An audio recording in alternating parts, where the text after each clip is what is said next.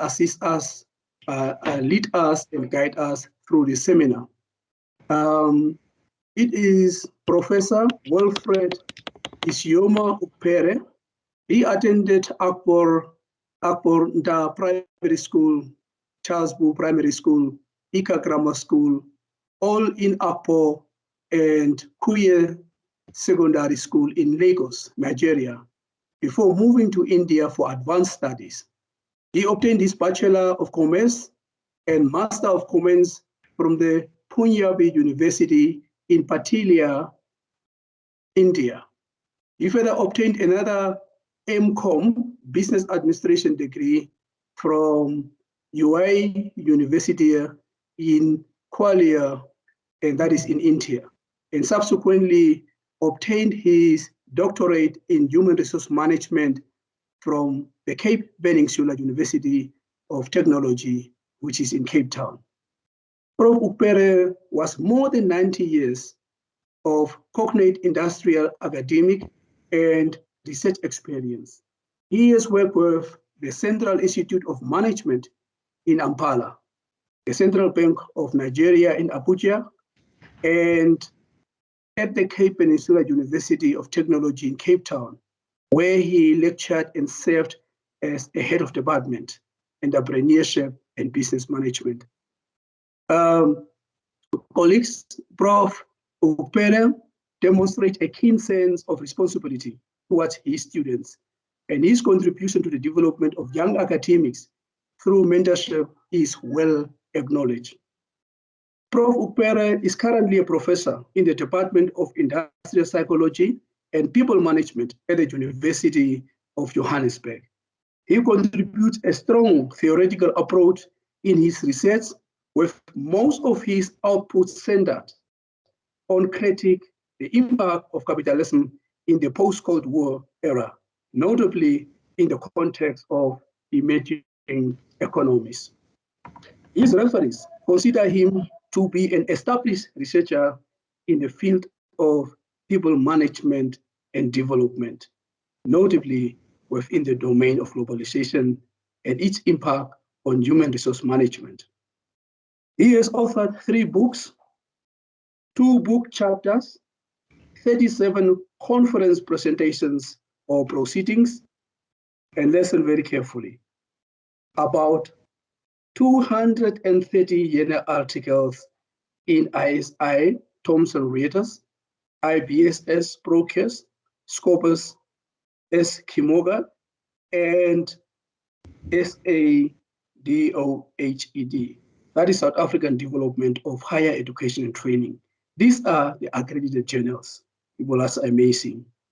He was the first National Research Foundation rated researcher in the Faculty of Business at CPUT, and has received numerous research-related awards in recognition of his research contributions from CPUT, University of Johannesburg, and also NRF, which stands for National Research Foundation, and also by Iona College in the USA.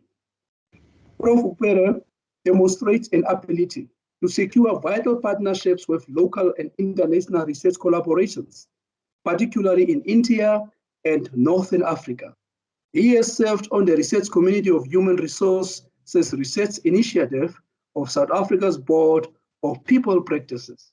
He also acts as an external examiner for postgraduates and as an external moderator for several universities. Prof. Ukpere's name has appeared in the Marquis Who is Who in the World from 2010 up to 2018. And also in 2019, he received a Life Achievement Award from Marquis Who is Who in recognition of his academic contributions and achievements. He has been a visiting academic to several international institutions, such as Punjabi University in Patiala, India, Spiru Haraj University in Romania, the University of Port Harcourt, the University of Lagos, Covenant University of Ottawa, and the University of Nigeria. He has lectured as a part-time lecturer at the Management College of South Africa, Tshwane University of Technology Business School, and the University of Nigeria. He served as a scientific reviewer for several academic journals and international conferences. He is an editorial advisory board member for several academic journals, including the International Journal of Social Economics, Emerald Insight, Nigerian Journal of Management Research, Pakistani Economic and Social Review, and the Journal Communication, Kamla Rai. He was the chief editor of the Journal of Management and Technology, former editor-in-chief of African Journal of Business Management, as well as a former co-editor of the South African Journal of Human Resource Management. He is, of course, a Senate member of the University of Johannesburg and currently doing his sabbaticals at NUST, Namibia. A very, very rich experience, and I firmly believe that we can definitely benefit from its knowledge and wisdom in research-related areas. Prof. Wilfred Ukpere, I just want to present you to our participants here and feel most welcome. For the other participants, if there are some questions, there will be a time, time will be provided to you. If you have got some questions, then you feel free to ask, but it will be at the end of the presentation. You will be given some time to ask questions. Despite that, I'm going to hand it over to Prof. Ukpere. Colleagues, it's a pleasure to be with you this evening, and I think I must thank Dr. Michael Ukpere for the great introduction. And of course, I would also like to thank Dr. Jeremiah, who has been so supportive since I arrived in Namibia. So tonight, I will be giving my lecture on this very important topic that will enhance the research profile of candidates at NUST, and of course, enhance the profile of research activities within the Namibia University of Science and Technology.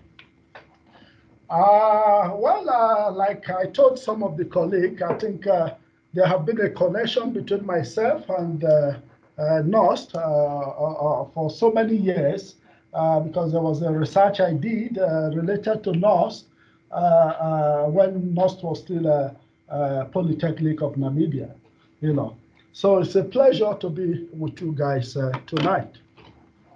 So colleagues, our topic today, our research today is sources in your research journey, and of course, venturing into the realm of abundant publication.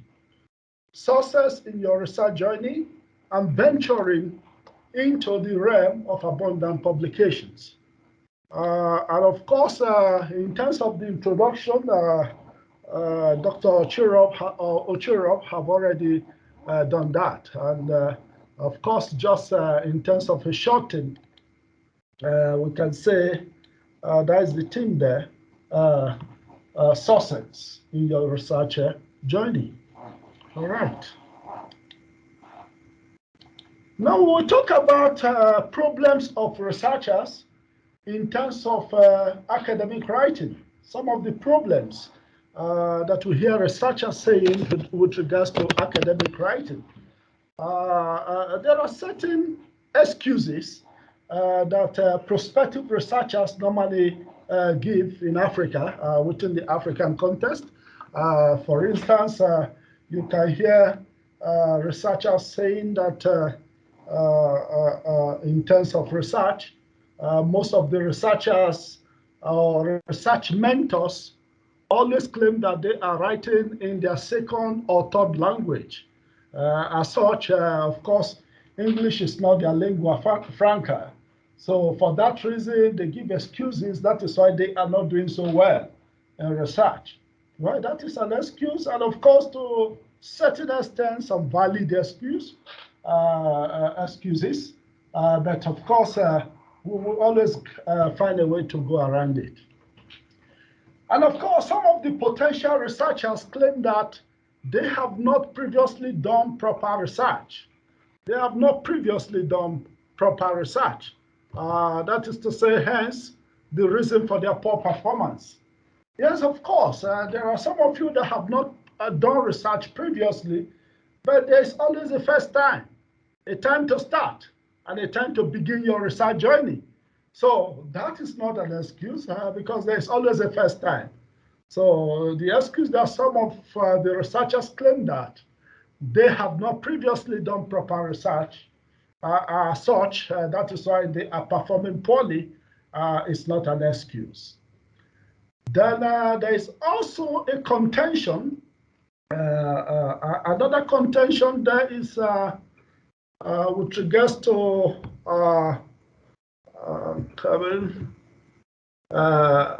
in terms of some of the facts related to research activities. You know, in terms of fact, there is actually a perception that tertiary level student grasp of academic tests is roughly just 40%. That is only 40% of students within the academic environment grasp and of course assimilate or understand what they have read in textbooks, you know. That is according to Borja, which was cited in Cape August.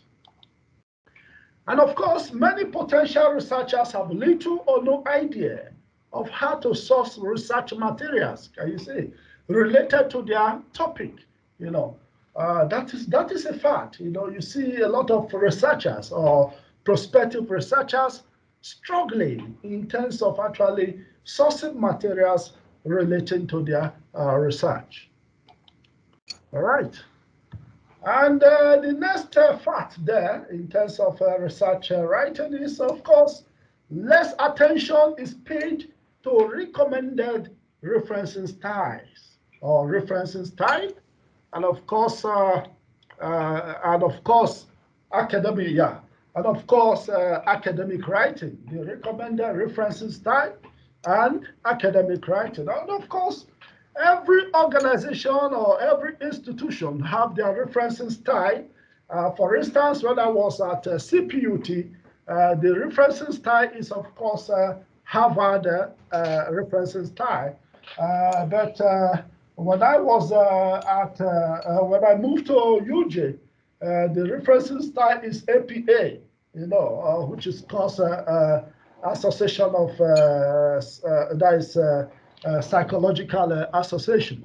You see, so referencing styles are different between institutions. The same way referencing styles are different when you contributing paper to journals. You know, there are journals that will want Harvard referencing styles. There are journals that will want, of course, APA referencing styles. There are journals that want, of course, the Scandinavia referencing style where you number your references, you know. So different journals, of course, require different referencing style. And of course, also, most students are not very good in terms of academic writing, you know. Academic writing, there is a difference between academic writing and normal writing. I see. In terms of academic writing, your academic writing must be polished. It shouldn't be just like a newspaper article, or it shouldn't be just like a political track, but it should be academic. It should be grounded in academic writing in the sense that current academics built on the shoulders of their forebears. That is, previous academics that have succeeded along the line. Can you see? So definitely a student or a prospective candidate for master's and of course PhD must abide by the ethos and the principles and the manners of academic writing. Can you see? So You cannot write just what you like somebody will write in a newspaper column, but it must be based on academic writing where you will cite your sources. You will acknowledge your sources. And of course, you will acknowledge those who were there before you in terms of the topic that you are writing on. Can you see? In fact, I remember having a discussion with one of my colleagues, an academic in West Africa, who sent an article for me to review. And I told him, why is there no references in some of these your introduction? He said, he told me that no, it came from his head. I told him, you are lying. There's no way your introduction will totally come from your head. You must have come across it somewhere. You must have heard it somewhere. Then as such, there is a need for you to acknowledge your source. Can you see? So those are principles. There are specific principles for academic writing. All right. Great. Now we'll move to the next slide, which is, of course, problems constraining researchers from making progress in their research journey. Some of the problems constraining them. Colleagues, before moving further, I just want to make sure that everybody is hearing my voice. Are you hearing me? Yes, Yes, sir. Prof. Fantastic. Thank you very much for confirming. I just want to make sure that everybody is hearing my voice so that I know that we are on the same page. Thank you very much. All right. So, problem constraining researchers from making progress. I have actually demarcated it between personal issues and, of course, other issues in terms of problem constraining or hindering researchers from making progress. With regards to personal issues, the first one there is lack of confidence. Many students lack confidence, not even students, even academic lecturers. Some of them lack confidence, in terms of putting what is in their brain into paper or penning it down. Some academics, some students have a lot of ideas in their brain. They have a lot of ideas in their mind, but they don't know how to put it into paper. They don't know how to write it down or put it into a more organized research output. Can you see? So lack of confidence is a major challenge for many students. They may have so many ideas, but they don't have confidence to actually bring this idea. And if you lack confidence, if you have ideas and you are not sharing it with the world, or you are not sharing it with your colleagues, or you are not sharing it with your peers, definitely that idea remain in you and die in you. Can you see? So definitely that is one challenge that is facing or that is affecting some of the researchers. That include academics, students, and of course prospective students also. Then another issue that is also constraining researchers from making progress is, of course, low enthusiasm. Low enthusiasm. Can you see? Most students, most academics are not enthusiastic in terms of the research they are doing. Can you see? They're not enthusiastic about it. Some see it as boring. Some see it as something that they are doing by force or as if somebody is forcing them.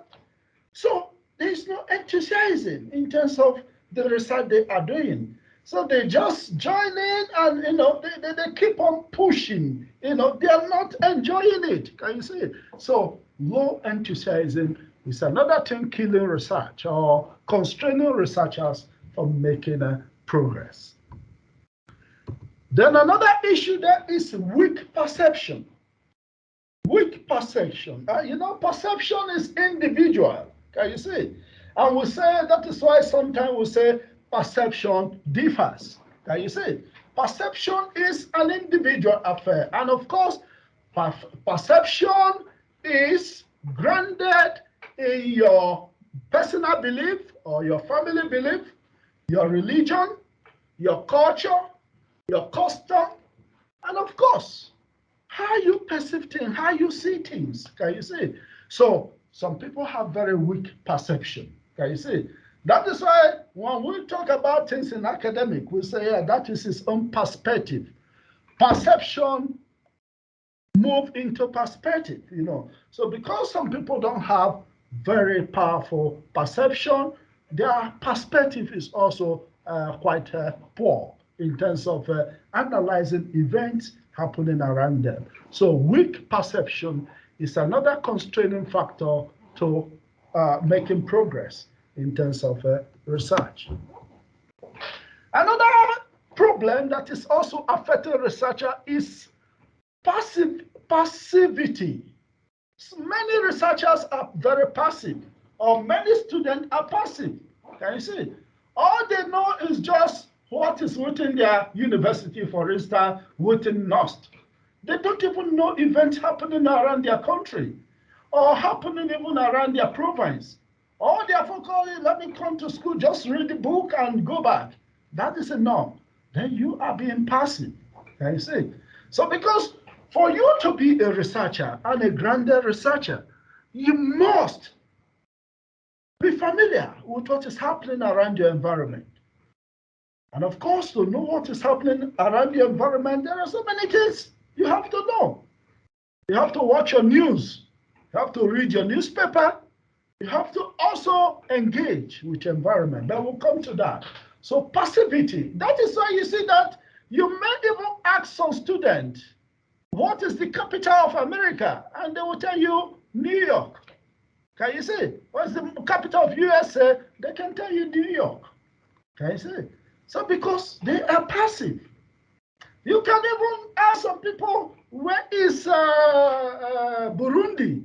And they will tell you Burundi is in Asia. Because they are not engaging with their world. Can you see? So there are students like that, very passive. They don't know much outside their house or outside their school, environment. So that is actually being passive. And in fact, for instance, in South Africa, we have people who at times, when they want to describe, when they want to go to other part of Africa, they will say, I'm going to Africa. I think I once asked somebody, if you are going to Africa, where are we? And we're not in Africa, If you are moving from South Africa to Tanzania and you say you're going to Africa, Tanzania is in Africa, South Africa is in Africa. You see, that is ignorance. The person is being passive. Can you see? So, and that kind of a person may find it difficult to actually do some research, constructive research within the African continent if he sees South Africa as excluded from the African continent. I see. So passivity is also an issue that affects researchers, both prospective and, of course, already established researchers in terms of making progress with their research. Another issue that affects students and, of course, researchers. Researchers, when I mean researcher, that includes academics.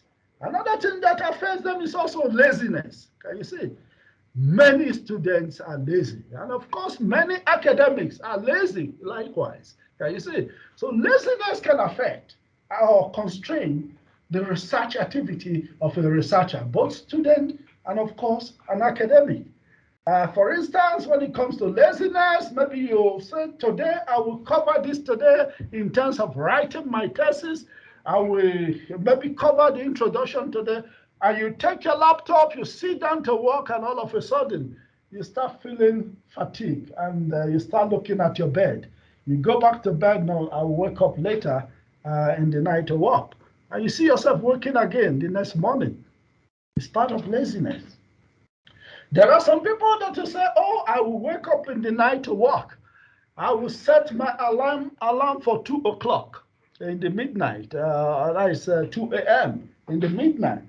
And when it gets to 2 a.m., the alarm starts ringing, you just wake up and just stop the alarm by force. stop disturbing me. I'll wake up by 4. Then you see yourself waking up by 7 o'clock in the morning. You didn't do anything. Can you see? That is part of laziness. And of course, you need to overcome that. If you really want to be a researcher, when you give yourself time, you must actually wake up to that time and of course utilize that time. Then another thing that also constrains researchers from making progress is overindulgence. Can you see?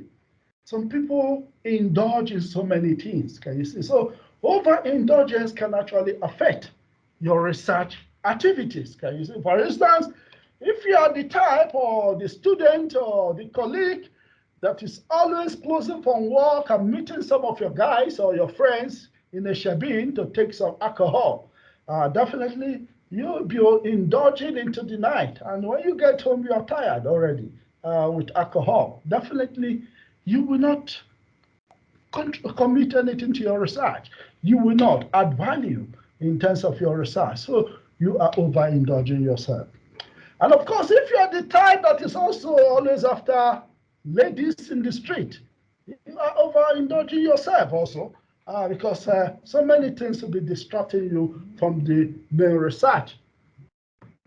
And of course, another issue, the same thing applies to a woman. If you are the man that is also running so much after boys, definitely that is also part of overindulgence. And that can also have a lot of impact in terms of your research. Then definitely also we have also issues that are positive overindulgence.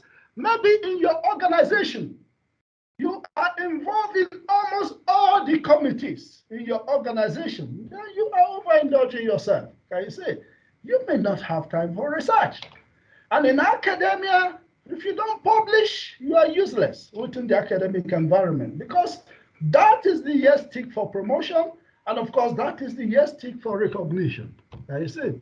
So definitely overindulgence, can of course make one not to be focused in terms of your research. Then we'll talk about other issues that can also affect you with regards to your research in terms of affecting your research. Some of the issues can be environmental factors. Those are the other issues. If you are working within an environment that does not promote research, certainly, and of course, environmental factors are external factors. What you have listed initially are internal factors, things that you can control. But this other one, you may not be able to control it, but there are ways you can, of course, influence it. If you are within an environment where research is not the norm, definitely it will affect your progress in terms of research. It will negatively affect you with regards to research. And of course, if you are in an environment where you are overburdened with workloads, definitely it will impact on your research, because you come back, you have the plan to do research, but there are so many works on your table.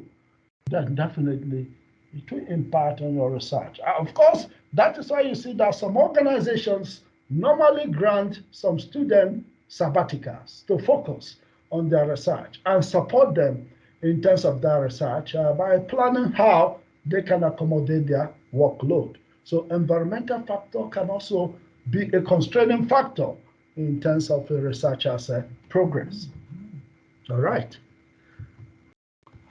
Then another thing that can, of course, affect a candidate or an academic from making progress is weak and discouraging mentors and peers. Can you see? If you have weak and discouraging mentors and peers, definitely it will affect your research. There are some discouraging mentors that will tell you, master's degree, it's a no-go area, but others have succeeded there. Then why can't you? There are some mentors that will say, PhD, yeah, it's a no-go area. You see, that is why you see most people are scared to even venture into PhD. Can you see? Because you can meet some mentors and they will discourage you. Can you see? Oh, no, that is a no-go area. Or even in terms of publication. There are even some professors that can tell you, oh, publication is a no-go area. I thought once upon a time I was told that, but I told myself that if people are publishing, why not I? Can you see? If others are publishing, why can't I? So, and of course, meeting some other senior colleagues, I was motivated to start publishing. And it paid off. So, of course, weak and discouraging mentors, and of course, your friends that are, of course, discouraging elements around you. Maybe you plan to take up your PhD and one of your friends is telling you, oh, forget that. Because he knows that when you are busy, those social gathering or those social aspects that he has with you will actually be a kind of a constrained or curtailed. They may start discouraging you. So those can actually be a kind of constraining factors in terms of making progress with your research journey. So what is needed? There is a need for you to break out of these shackles. Can you see? You need to break out from this shackle. You need to break out from these challenges that we have enumerated. In terms of the personal ones, you need to actually change things by yourself. And of course, in terms of the external factor, there could be a way you can actually negotiate that with your organization, with your environment, and of course, be also able to avoid discouraging mentors and of course peers. Now, what are the key drivers of success in research? Let's look at some of the key drivers. The first one is self-motivation. Self-motivation. In whatever you are doing, make sure that you are motivating yourself. Can you see? Self-motivation. And when we talk about self-motivation, we must not forget about Herzberg theory of motivation. Herzberg was of the view that intrinsic motivation is the real motivator. Can you see?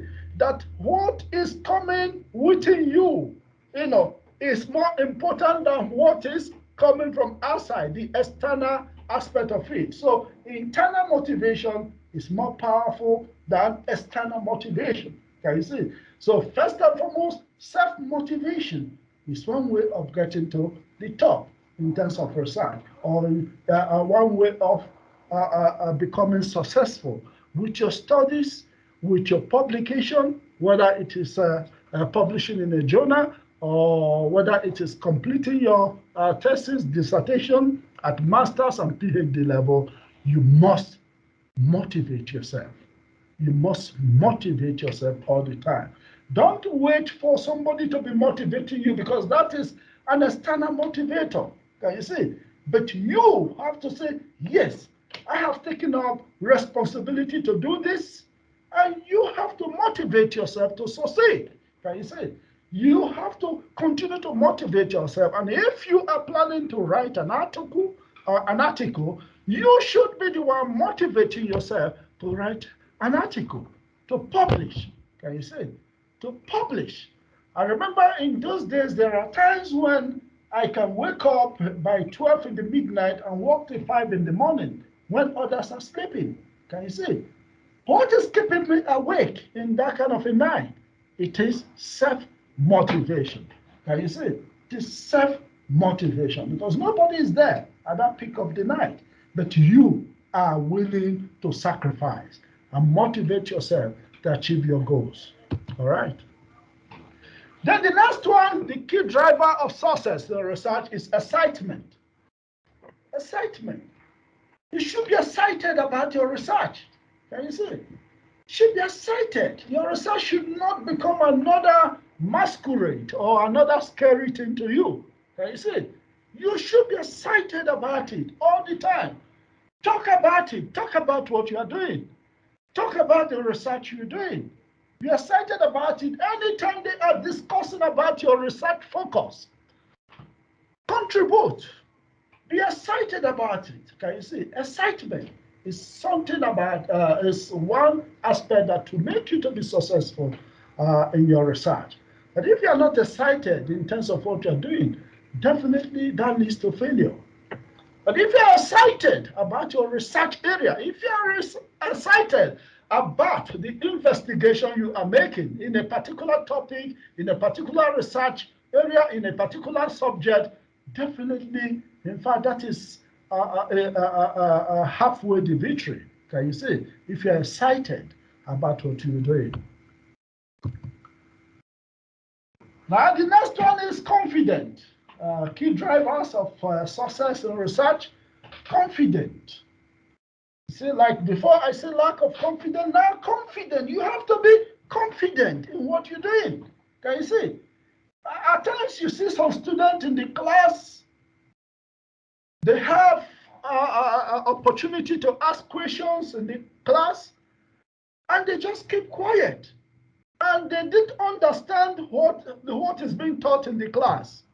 They just keep quiet because they are not confident. They don't know how to ask it. And at times they are looking, oh, other students will laugh at me. Or maybe you are writing an article and you say, oh, in fact, no need of showing my lecturer or no need of showing my supervisor this because he will laugh at me. Or I'm not sure what I'm doing. Can you see? But that is why you have supervisors. Put it down. Write it down. That thing that is disturbing your brain, that thing that is in your mind, that problem that you think you can solve, write it down on paper. At least let somebody criticize you. Can you see?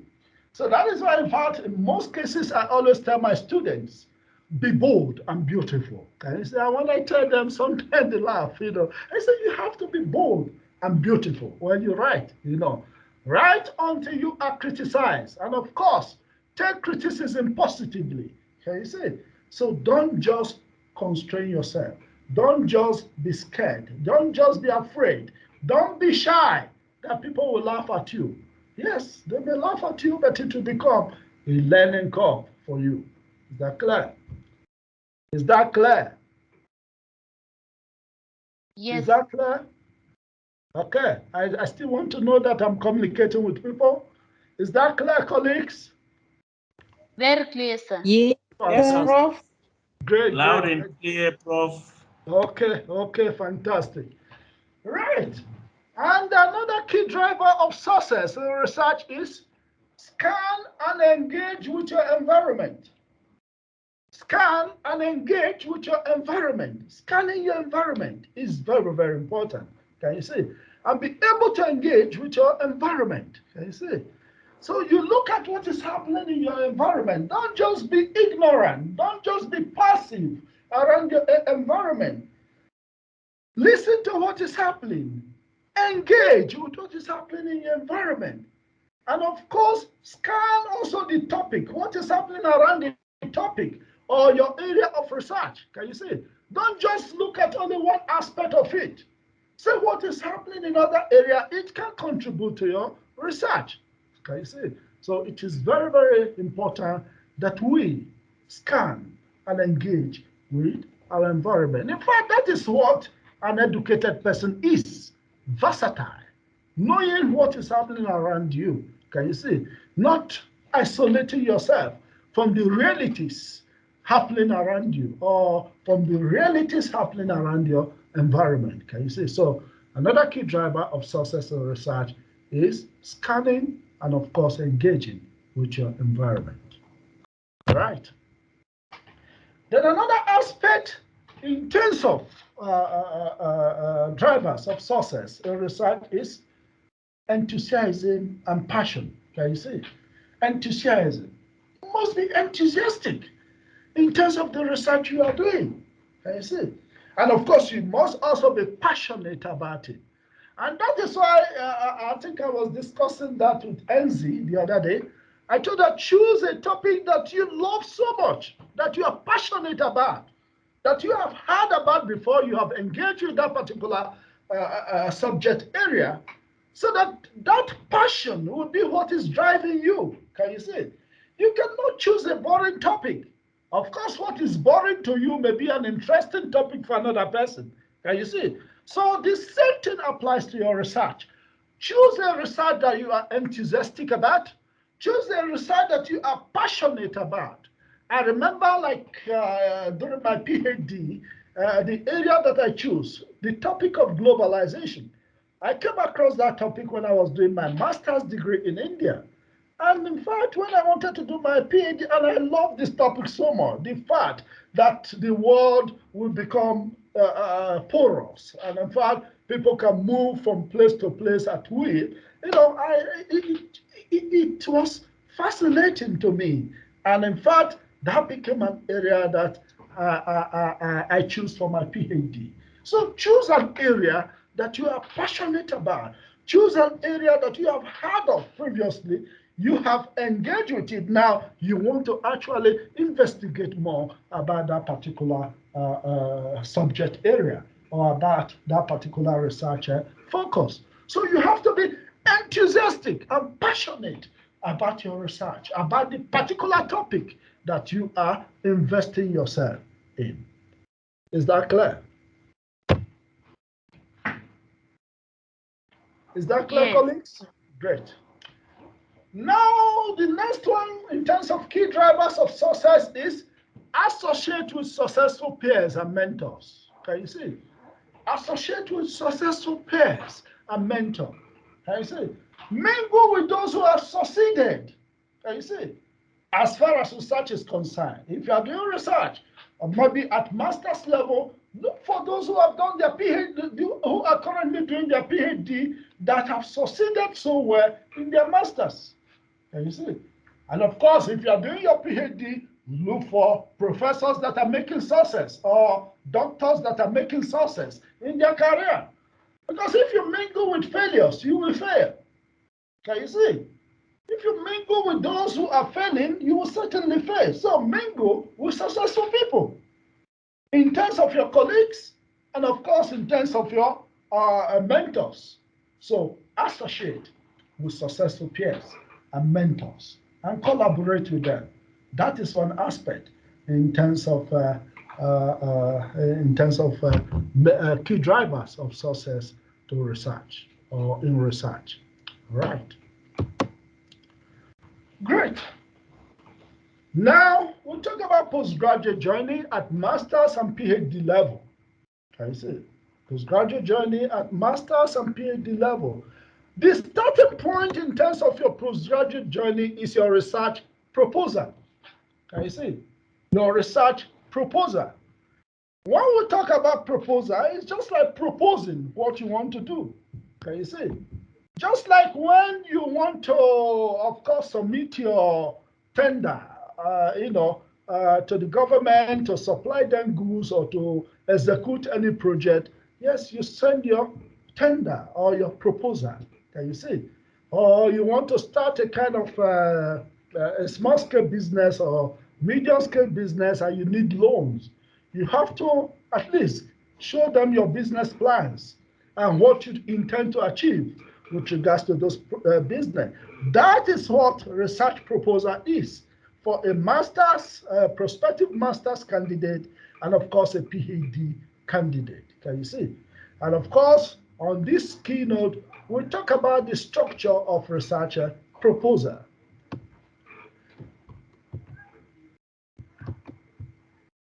All right.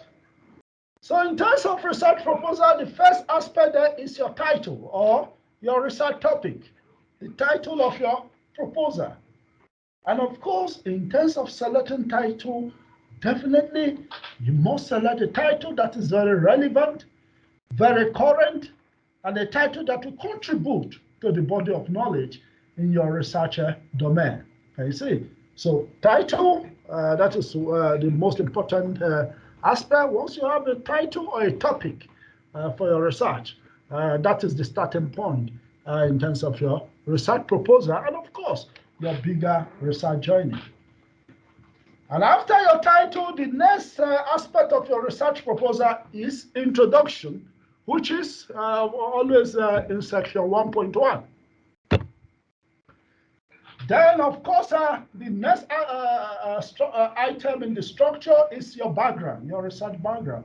When we talk about, at times some people confuse introduction and background. Introduction is just giving us a kind of a preamble about that topic that you are researching. Now, when we talk about background, what is happening within the setting of your research or the environment of your research as far as that topic is concerned? That is your background. So sometimes there are people who join them together, introduction and background. That is also allowed. But of course, within that particular structure of introduction and background, or within that particular section, you should be able to use a paragraph to talk about your introduction and use the next paragraph to talk about your background. Can you see? So that is the next content in your research proposal. Introduction, background. The next one, which is of course normally in section 1.3, is your problem statement. Problem statement. Problem statement is trying to tell your readers and or your panelists or the panelist what the problem is. Can you see it? What is the existing problem that has prompted your research? Can you see it? A problem can be even a sentence. According to my late colleague, Professor Ukpere, he said one line can even be sufficient for a problem. But for me, in terms of my mentorship, I always tell students at least at master's level, try and see if you can have about 7 lines, and of course, towards the end, contextualize the problem that you want to solve, or the problem that you want to investigate. And of course, at PhD level, I tell them, okay, contextualize it within 7 to 8 lines or 9 lines to contextualize what your problem is all about. But the problem of a statement of a research can actually be simple, just short and simple. So, like I mentioned, my colleague, my late colleague, Professor Ukpere, at times normally tells students just state one line problem. You know, for instance, if we are talking about problem statement, one can just come up with, for instance, the issue of unemployment in Namibia. You know, by maybe stating that unemployment has become a major challenge in Namibia since the year 2015. In spite of government efforts to address this monster, unemployment remains endemic, or unemployment continues to grow. That is a problem. You have identified a problem. Of course, unemployment has been existing. Government has made effort to address it, but in spite of all the efforts of government, we are still seeing massive unemployment. You have identified a problem. I see. So that is a kind of a problem statement. Then after the problem statement, the next point that comes is your research question, which of course is embedded to the problem statement. That is section 1.31, research question. And your research question must stem from the problem statement that you have stated. They must be aligned. They must be related. I see. You cannot state a different problem statement and you ask in a different question. No. They must be aligned. And following the research question is, of course, your research objective. And I always tell students that your research objective should, as much as possible, be the inverse of your research question. Because your research objective is actually to achieve the question, to achieve a kind of address the questions that you have asked, to answer most of those questions. Can you see? So if you are able to structure, if you are able to frame your problem statement properly, and ask your research question nicely, and of course, frame your research objective connected to your research question, in fact, you have almost conquered half aspect of your research or your thesis. You have actually conquered, or you have resolved a major issue around your research, because these three aspects is the heart of your research: the problem statement, the research question, and of course the research objectives. Can you see? And every other thing that you are doing in the other parts of your thesis or in the other parts of your proposal are tied to these three particular constructs: problem statement, research question, and of course research objectives. We will talk about that also later. All right. Now also another section that is added to your research proposal is, of course, motivation for the study. Some people say motivation of the study. Can you see? Motivation of the study is not always compulsory, but sometimes in qualitative inquiry, they do request you to actually state your motivation. Because qualitative inquiry has so many sections, unlike quantitative studies. So motivation, in terms of motivation, it is actually what is prompting you to go into that research. Okay, you see, what is the drive? What is driving you to venture into this specific domain, of your research? That is the motivation of your study. So you should be able to contextualize. Why did you wake up all of a sudden and say, I am doing research on unemployment and not doing research on retention? Can you see? There should be something prompting you. There should be something. There should be a fire burning on your leg that is prompting you to venture into research on unemployment instead of research on retention. Can you see? So you should be able to say, what is the drive? What is motivation? What is motivating you? What is prompting you, particularly in qualitative inquiry? Then the next aspect is, of course, significance of your study. When we talk about significance of your study, you should be able to tell your panelists or your readers why your research is important. Can you see? Why your research is important to NUST. Why your research is important to Namibia. Why your research is important to Windhoek. Why is your research important to the youths? Why is your research important to mothers or to, you should be able to discuss the significance. Why your research is very significant. Why this research is going to solve a major problem in Namibia or a major crisis in Namibia. That is what significance of your study. How would this research increase the national income, for instance, of Namibia? Can you see? How would this research increase the national income? How would this research contribute to skill development in Namibia? Can you see? Those are issues of significance. So you know your research, and you must know the importance of your research. Can you see? The importance of your research to your society, the importance of your research to your institution, the importance of your research to your country, the importance of your research to your gender, the importance of your research to, other interests. Can you see? So that is where the significance of your study falls into. All right.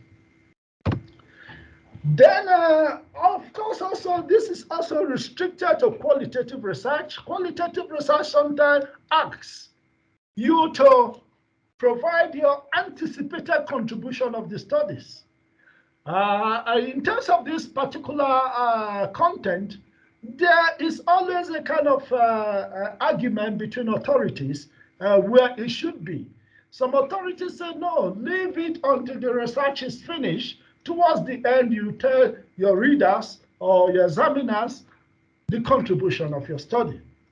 But there are also other people who feel that at the introduction chapter phase, which is chapter 1, you should be able, or your proposal phase, you should be able to tell your readers or your panelists when I mean panelists, you know, before a proposal is approved, a panel is constituted, you know, research proposal panel. You know, you should be able to tell them, what do we expect from this research? And when we talk about contribution, we are talking about methodological contribution of your research. We are talking about contribution to knowledge. Can you see? Contribution to the body of knowledge with regards to your research. We are talking about contribution to practice, which is, of course, practical contribution of your research. Anticipated, you know, or expected in future. Can you say after your research is executed? So there's a perception that from the beginning of your research at proposals phase, you should actually be able to tell your readers, your panelists, that this research may contribute in this way after execution. Can you see? So that is another structure. Then after that, the next structure is, of course, which is about, say, about 5 pages, is what we call preliminary literature review. Can you see? At proposal stage, we'll call it preliminary literature review. Can you see? At proposal stage, we'll call it preliminary literature review. So, because you are not doing a major literature review, but you are doing just a preliminary literature review to back up with your proposal. Can you see? To back up your proposal. Then after that, the next aspect, of course, you guys know what literature review is. You know, it's just about going back to the archive, looking at what other academics have done in your field of inquiry, and of course, acknowledging them, tapping their ideas, and saying what they have said or what they have done in your area of research, and your choosing a research topic, or in your research focus area, right? Then the next one is your research methodology. Can you see? Research methodology and design. Some people call it research design and methodology. Whichever way, they are having the same construct and the same name. Can you see? So with regards to that, in terms of research methodology and design, definitely it's all about how you will go about to operationalize your research. How will you execute your research? How would you carry out your research? How would you go about collecting your data? Can you see? What are the designs that you are going to use in terms of your research? What are your research strategies? Can you see? What are your research approaches? In terms of research methodology, like you know, or research approach, we have the quantitative, we have the qualitative, and we have, of course, the mixed method research approach or research methodology. And when we talk in terms of, for instance, your research strategy, we'll have issues like case study, we'll have issues like ethnography, we'll have issues like grounded theory, we'll have issues like phenomenology and other aspects of research strategy. And when we talk about research design, you know what we're talking about. We are talking about exploratory research design. We are talking of explanatory research design. And of course, we are talking about descriptive research design. All these you will know. You can get more perspective about them from your methodology textbook. And of course, if you are doing a kind of a mixed method research, which is in fact one of the current research orthodoxy, definitely in terms of how it is arranged, it can be exploratory mixed method approach, or sequential exploratory mixed method approach, or sequential explanatory mixed method approach. When it is sequential exploratory mixed method, that is to say that you will first start with your qualitative data analysis before your quantitative. But if it is sequential explanatory, it simply means that you will start with your quantitative before your qualitative interview. So those are just different aspects related to research methodology. And of course, if we have time, definitely we can just touch on it. All right. Then the next one there is the last but not the least with regards to your proposal is your study outline. Can you see? Study outline and project plans. Can you see? So definitely at the end of your proposal, which of course is ending with your ethical consideration, then the next stage is your 1.9, which is of course your study outline, telling us from this month to this month, I will be rounding up my literature review. From this month to this month, I'll be rounding up with my research methodology. From this month to this month, I'll be collecting my data. From this month to this month, I'll be doing my data analysis. From this month to this month, I'll be discussing my findings. From this month to this month, I'll be proposing my recommendation and conclusion. You know that master's thesis, I don't know the prevailing year here at NUST. Master's thesis is a minimum of 2 years. 2 years or a maximum. The maximum they can give to you at UJ, that is also if you have a strong letter to back it up that either you were sick, is 3 years. But the minimum, in fact, the minimum and the final is 2 years. You are expected to complete your master's degree within a space of 2 years.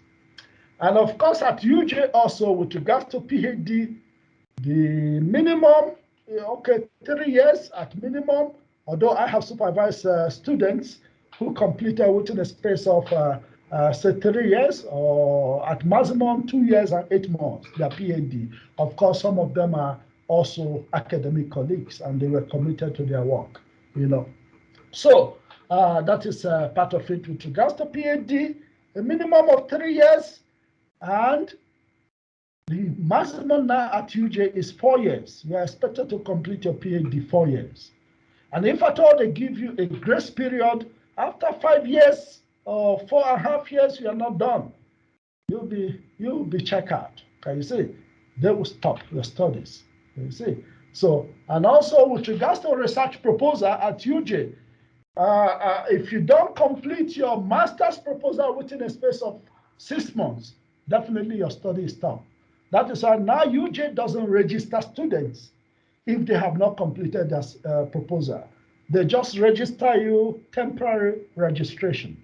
Can you see? Until your proposal is approved at the panel. That is when you get your registration at UJ. But PhD now, in fact, it was 8 months for you to submit your proposal, but now UJ have also reduced it to 6 months, for you to submit your research proposal. Though if you have a very tangible excuse, definitely they can still accommodate you within that space of 8 months. All right. Great. Postgraduate joining at master's level, structure of a master dissertation. You can see chapter 1 is introduction. And what happened in this chapter 1 is that this chapter 1 is your research proposal. Can you see? It's your research proposal. When your research proposal is well written, it is automatically converted to your chapter 1. Can you see? The only thing you need to do is, of course, put everything that you have previously in the future terms, because they are proposal, into past tense. That is one aspect. Another thing is that your literature review in your chapter 1, and of course your methodology in your in the proposal, may be summarized. If it is too long, may be summarized, and the other contents of literature review in your proposal can be moved to your chapter 2 part of literature review. You summarize it maybe to 1 page or 1.5 page in your research, in your chapter 1, which was the former research proposal. You move it to chapter 2 and start building on that. That is one way to do it. There are also instances where a supervisor can say, leave everything there that was in your proposal in your chapter 1. Start your chapter 2 afresh. And as you progress, then we will see what we can move from chapter 1 to enhance or to support the literature review you are doing in chapter 2. So those are two ways. It depends on what is more convenient and what more comfortable for the student to do. Then also your methodology in that proposal can be summarized into say 1 or 2 pages or so, and other content move to your chapter 3 or 4, as the case may be, if you are doing your master's or PhD respectively. But that we will dwell on that later. So your introduction chapter is just a kind of revision a little bit of your research proposal, because everything in your research proposal is the content of your introduction chapter in your thesis. You are not writing anything afresh again. Can you see? All you need to do is just a kind of revision, an amendment, turning proposal into a chapter. Can you see? Then in terms of your master's, the next aspect is literature review. You can see that everything, every structure of your proposal is also turning into a chapter in your main thesis. Can you see? In the main thesis. So the chapter that in your proposal, literature review was a section, but in your thesis it becomes now a chapter. So that becomes your chapter 2. And I have given you a kind of hint what literature review is all about, but we will still talk on it a little bit later. Then the next aspect, of course, which is your chapter 3, is research methodology and design. And I have actually spoken about that a little bit.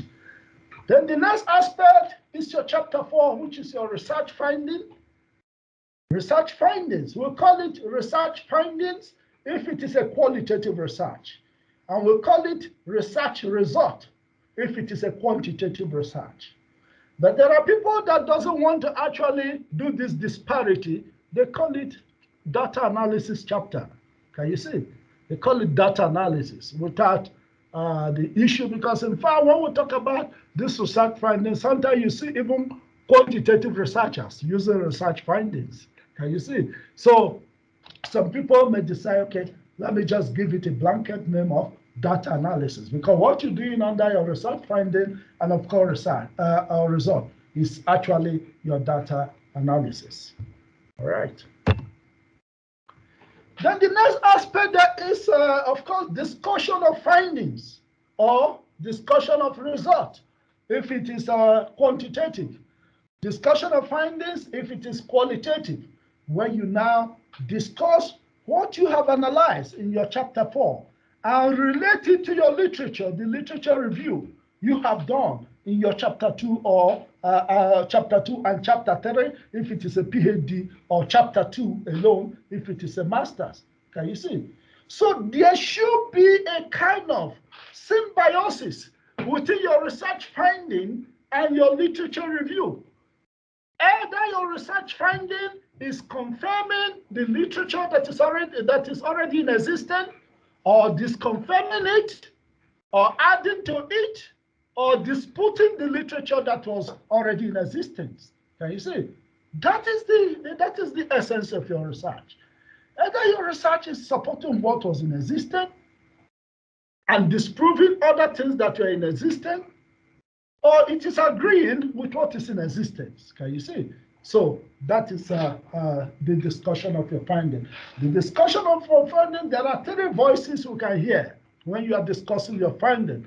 One is your own voice as the researcher, because you are the discussant. Then the next is the voice of the literature review. What did the literature say related to your finding? And the other one is the voice of your participant. That is, of course, those who have given information to you, those who have given data to you, which is, of course, the data analysis, which you are analyzing from the data that you have collected. Is that clear? Is that clear, colleagues?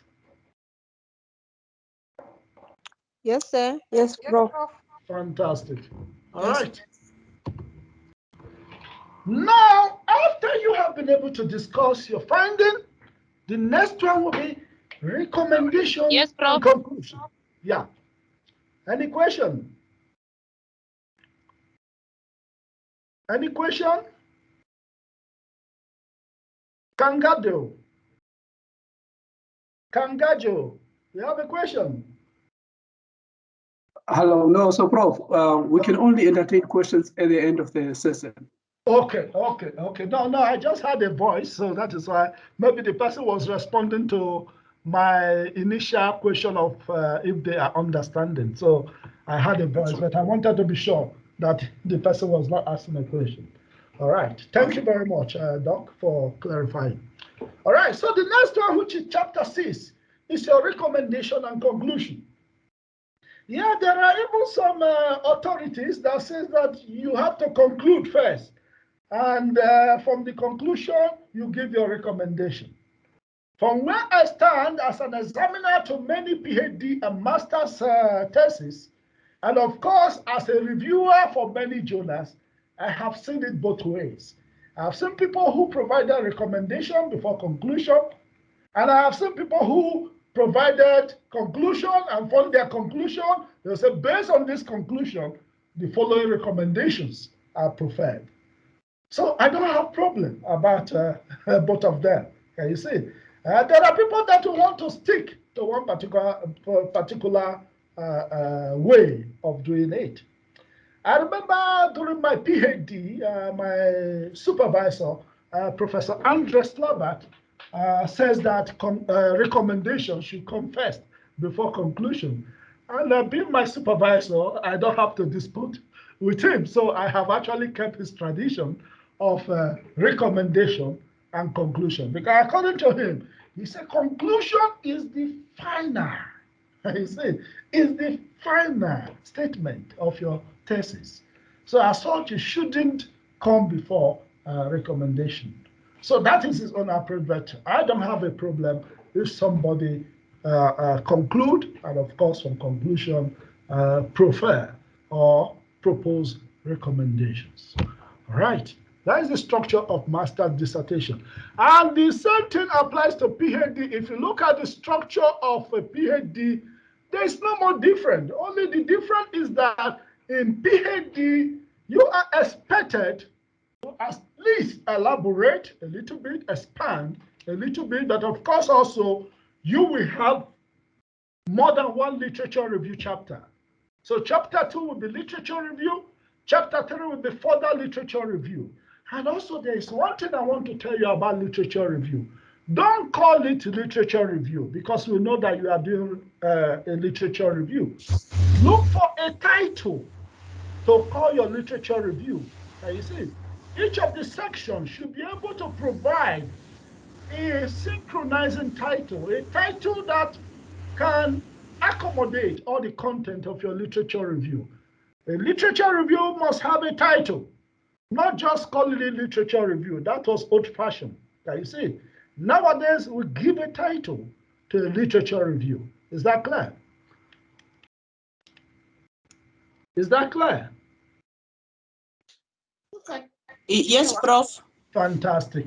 All right. So nowadays you give a title to literature review. So in terms of the difference between your master's structure of your master's dissertation and structure of your PhD thesis, you know, at master's we'll normally call it dissertation, and at PhD level we'll call it thesis. But I've seen people also calling master's work as a master's thesis.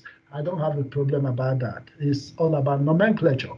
Then the difference is that now there may be more than 2 literature review chapters. Can you see at the PhD level, unlike the master's level where you have only one literature review chapter.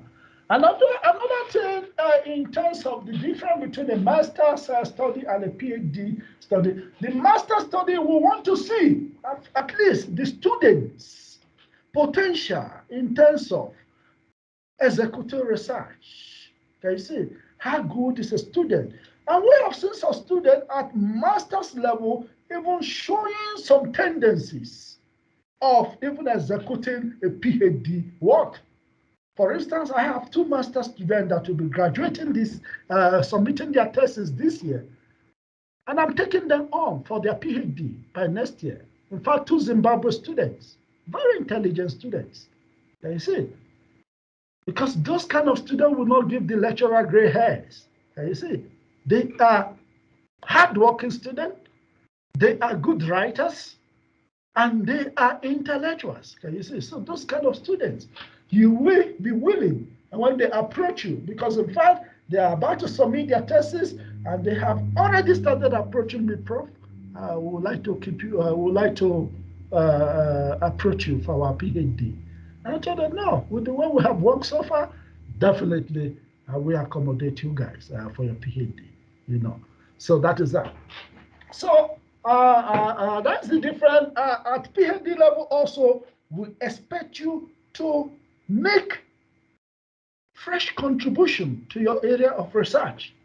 New contribution, can you see? New contribution, if you are in the sciences, in fact, you are expected to develop something that will be patented. Can you see? Patent. Of course, in the social science field, we want to see how the outcome of your research is different from those existing before. Can you see? That is to say that there are new findings, there are new contributions to the body of knowledge, and of course, your research will change a lot of status quo within your research domain. Can you see? So that is with regards to the structure, the difference between the structure of a master's dissertation and, of course, a PhD thesis. Every content, every chapter is there, but you can see now that the PhD structure has 7 chapters, while that of master's has about 6 chapters. And of course, sometimes you can see for the PhD structure having almost 8 chapters. That is if the literature review is about 30 chapters for the PhD, and I have seen that. In fact, one of the PhD theses that I looked at when I was doing my own PhD was that of Professor Billy Bonzer, you know, who did his PhD also at Cape Peninsula University of Technology, you know, and his literature review has almost 30 chapters. Can you see? So that is actually the difference in terms of the structures. All right. So what is expected of a student at a postgraduate level? What is expected of you at a postgraduate level? Students are expected to make a distinctive contribution. Distinctive contribution. Can you see? And when we talk about distinctive contribution, it's mostly applied to also doctorate. Of course, to a certain extent, if a master's is able to make distinctive contribution, it is welcome. But at PhD level, it is a must that you must make distinctive contribution to knowledge. That is why a PhD is a distinction in itself. You don't have first division, second division. A PhD is a distinction in itself. Can you see? Undergraduate, masters, you can have people in different grades. The PhD, everybody with a doctorate is a distinctive individual. Can you see? So he has a distinctive, that is why PhD is distinction. There is no mark awarded.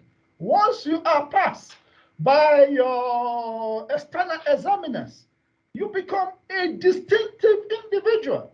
You have distinguished yourself, you see, from the boys, you see, at PhD level. So that is why PhD is distinction, you see. So you must have made distinctive contribution to knowledge of and insight into the subject so discipline, as well as conduct in-depth research on an approved topic, so research subject. Can you see? Approved topic. The approval of your topic is done during your research panel. Can you see? The approval, the final approval. Of course, you may have a topic that you have structured with your supervisor. But what we look at the panel when we evaluate your proposal, after looking at the proposal, we get back finally now to your topic, whether the topic is making sense, or whether the topic is researchable, or whether the topic is relevant, or whether the English in that topic would actually make people to feel that the institution is high there. Can you see? Because there are some topics that will make a mockery of an institution, because definitely your research, when completed, is on your website. Anybody can access it across the globe. Can you see? So that is why we look at the topic before it is approved, that this topic is reliable, this topic or this title is well written, and of course this title is not full of words, that this title is researchable, that this title is current, that this title is relevant, so we put all those things into perspective before your title for your proposal is approved. Can you see? Finally approve with your proposal. And when it is approved, your title also goes to the higher degree committees at UJ. The higher degree committee will also give their own approval. Can you see? They can even tweak the title again and they say, no, it should read this way. We have seen that many times. Can you see? So that is that. Approved title or topic by your institution. And of course, students should be able to critically reflect on the research journey or on the research process, and of course, reflect on their findings. And also keep one thing in mind, that your research must not overlap with research that has already been done. Can you see? It must not overlap. There must be certain difference. That is why sometimes we tell students, look at your area. If so many people have not researched that area, so that you look at other ways, maybe divert your topic or change what you want to research. So make sure that your research is not overlapping other research or duplicating other research that have already been executed within that particular research domain. All right. The student must have to align their research interest with the department's research focus area. Can you see? The student should be able. Naturally, at UJ, we have what we call our research focus areas. Can you see? And these research focus areas were actually delineated based on the expertise, for instance, in my department, based on the expertise within that department. Because at times you see some institutions, they just take any research topic, and somebody may not be expert in that field, and he ends up frustrating the student and frustrating himself. Can you see? So naturally, departments at UJ have their focus area, and those focus areas are based on the expertise of research within that department. In other words, if somebody comes with a research area that we are not expert in, we refer them to other institutions that have expert in that particular field, or if possible, maybe hire expert from our side to co-supervise with us. You see, so that is always the journey. All right. Wow. Okay. What's the time, Dr. Sharap? It's 7 o'clock now, so we have got only 30 minutes. We've got 30 minutes. Okay, I just want to make sure I rush up. Yeah. Okay. Yeah. Thank you very much. So how much time are we going to give them for questions? Is it 10 minutes or 15 minutes? Say 15 minutes will be fine. 15 minutes. So then you have got Yeah. So then you have got 15 minutes to present, is it? Okay. Should we assume that? Then in other words, I have to rush it because it's not a problem. But if the participants do not mind, then probably maybe we can add another 15 minutes. Then just to make sure. Okay. No, that would be much more appreciated because, like I told you, I have a kind of synchronize the paper in such a way that I can accommodate both students and academics together.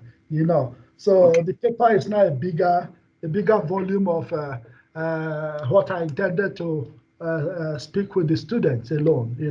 I have added content for fellow academics also. All right. Okay. Thank you very much. All right. Thanks. Yeah. So how to execute a successful research at postgraduate level? How to execute a successful postgraduate study? For me, I have delineated 7 cardinal points for success at postgraduate level. The first one there is, let me rush this aspect. The first one is select a nice topic that you love and are passionate about. Can you see? That you love so much, a topic that you love. Don't choose a topic that is boring to you. Don't choose a topic because your supervisor says you must choose this area, which is his own area. No, every researcher have their own area of interest. So choose a nice topic that you love and are passionate about. Of course, let your supervisor be able to help you to shape it in such a way that they become meaningful, relevant, and of course, correct. All right. The next one is set your study goals. Set your study goals and plan, or set your research plans and goals. So you must have a plan. You must have a plan. Oh, for instance, if you are taking your master's or let's say your PhD, you tell yourself, oh, I think in the next 3 years, I should be able to round up my PhD. You know, then you start working towards that. In fact, I have one PhD candidate that is actually pushing me to the limit. The guy started just 18 months ago. Immediately his proposal was completed. He's far. In fact, he's already collected his data. Can you see? So those are the kind of students. Those are the kind of students that have planned and already prepared their goals, in terms of their research. So set your study. Yes, set your study plans and go. All right. Then the next one is reduce some of your social activities, contacts, and if possible, avoid certain kind of friends. Can you see? If you want to be successful in your postgraduate study, reduce some of your social activities, contacts, and avoid certain kind of friends. Can you see? If it's your friend whose association is always for drinking or for womanizing, those kind of friends should actually be avoided within the period of PhD. Not really in an offensive way, but you just tell them what is at stake. Can you see? And see what, please, for the next 3 years, I am done with this particular thing. And it's a heavy burden on me. You guys may not be seeing me so often. Can you see? So be able to clarify the state of affairs with your friend. And of course, reduce your social contacts and activities. If you're the one that is clubbing every weekend, you can take some holidays from clubbing, I see. So that is reducing, of course, some of your social activities. If you are the one that attend meetings, or if you are the one that goes all night church, night vigil, definitely you should have timings for your studies. You see, there are instances where you tell your pastor, please, there's something at hand. Can you see? Can you excuse me for the next 3 years to round up this? It will add value to me and to the church, of course. Can you see? So reduce some of your social activities, contacts, and avoid certain kind of friends. All right. Another aspect is renegotiate family times with your spouse and children. If you're a family man or a family woman, I think it is time to renegotiate the times, your family time, your quality times, can you see, with your spouse and of course your children. But it should be politely, not a kind of being arrogant about it. It should be something you can just tell student, my dear, daddy is studying now. Daddy is now a student, no more just a worker. Please, you guys will be excusing me. You see your student even joining to sing. Daddy is also a student like us. You see, so it will become a kind of family thing. And of course, if it works also very well, if your spouse is also educated, he knows what you are going through because he has also passed through that journey. Can you see? So there is a need to renegotiate family times with your spouse and, of course, your children. Then the next one is be disciplined throughout the journey. As much as possible, be disciplined. If you commit yourself to do a certain portion of your work, be disciplined to do it. And of course, try and be honest to yourself as much as possible. Honesty to yourself. You see, because even at postgraduate level, your lecturer is not pursuing you with assignment. Your lecturer is not carrying cane to drive you here and there. He's in his own house. You will be the one giving yourself your assignment. You'll be the one executing your research. You'll be the one downloading papers to read. You'll be the one searching the internet. It takes discipline to do all this. You see? So you have to be honest to yourself and also be honest to your institution. Honest to the body of knowledge. You don't have to take somebody's book or somebody's thesis and write your name and say that is yours. That is academic honesty. If you are caught, in fact, you may be expelled totally from doing a PhD or a master's. You see? And for re-practicing academic colleagues, if you are caught, that's the end of your job. So be very, very calculated, be very, very honest in terms of the research you do. You see? Because any mistake can land one back on the job market. And if you're an academic, you may not get back to academia again. You have to look for any other space to work in. All right. So that is with regards to discipline and honesty. The next one is always follow up with feedbacks and take criticism positively. Can you see? When your supervisor sends the feedback to you from your submission, follow up immediately. If you say, I would like to get it by Monday, in fact, by Sunday, you should be sending it back to him. Can you see? Always follow up. And if you cannot meet up, call him before the deadline and tell him, sir, this is the situation, but please, pardon me, I may delay within a day or two. So, always follow up with feedbacks and don't frown at criticisms. Can you see? Criticisms is a part of development. Can you see? If you're the one that only want to get positive report from your supervisor, then you may miss the way.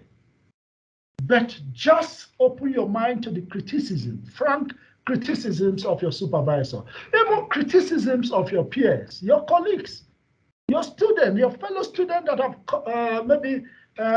that come across your work and he give his own opinion. Don't take it offensively or don't be offended by it. Take it as something positive, something to investigate more, something that can prompt you to explore more within that particular research arena. Then the next one is 7, disturb your supervisor if you are not sure. Can you see? Disturb your supervisor if you are not sure or if you have any doubt. Yes, your supervisor is paid to supervise you. And that is why he has been appointed as your supervisor. Don't be afraid, don't be shy to call on your supervisor if you are confused or if you are not sure what you are doing. I see. Give him a call. Maybe 1 or 2 comments can change your mindset about your confusion. Can you see? So disturb your supervisor, call your supervisor. But of course, when I say disturb your supervisor, I'm not saying you should call him anytime, anyhow. Can you see? You should call him within normal, of course, working hours. Can you see? I have instances, particularly during this COVID period, students calling me sometime in the midnight by 12 o'clock, and I don't respond. You know, when the student begin to call by 12 in the midnight, what are you doing? You think your professor don't sleep. So that is part of it. Disturb your supervisor, but of course, it should be within the confine of rationality. Then the next one is cordial and good relationship between student and supervisor is important for your research journey. There must be cordial relationship. There must be good relationship. between you and your supervisor. Because after all, it is your supervisor who will say, I have supervised this thesis, and from my own perspective, I think this thesis is good for examination. And your supervisor, a good supervisor, is the supervisor that will stand behind you and not shift blame. Not shift blame to you when there is any issue that went wrong with your thesis as far as examination is concerned. He will be the one that will stand behind you and be able to defend and be able to guide you how to respond to your examiners if there are political examiners. Can you see? So there must be cordial relationship between a student and a supervisor. Can you see? So student, respect your supervisors, and of course, make sure that you maintain a good and harmonious relationship. And also supervisors, know that your postgraduate students are not your babies. Can you see? Keep that at the back of your mind. They are full-grown adults. Can you see? That is why personally for me, I respect my PhDs, I respect my master's students, because some of them are directors in organizations. Can you see? So for the fact that they are studying under me does not make me their boss. They are their own boss. So the respect should be mutual. Can you see? There must be maturity in how we deal with one another at postgraduate level. So I treat all my postgraduate students with respect, and that has brought a lot of success to my postgraduate students. All right. When they feel that you value their self-worth, they give all their best also. You see. So another aspect, which is number 9, is read a lot of materials related to your research focus. In fact, I have to rush now.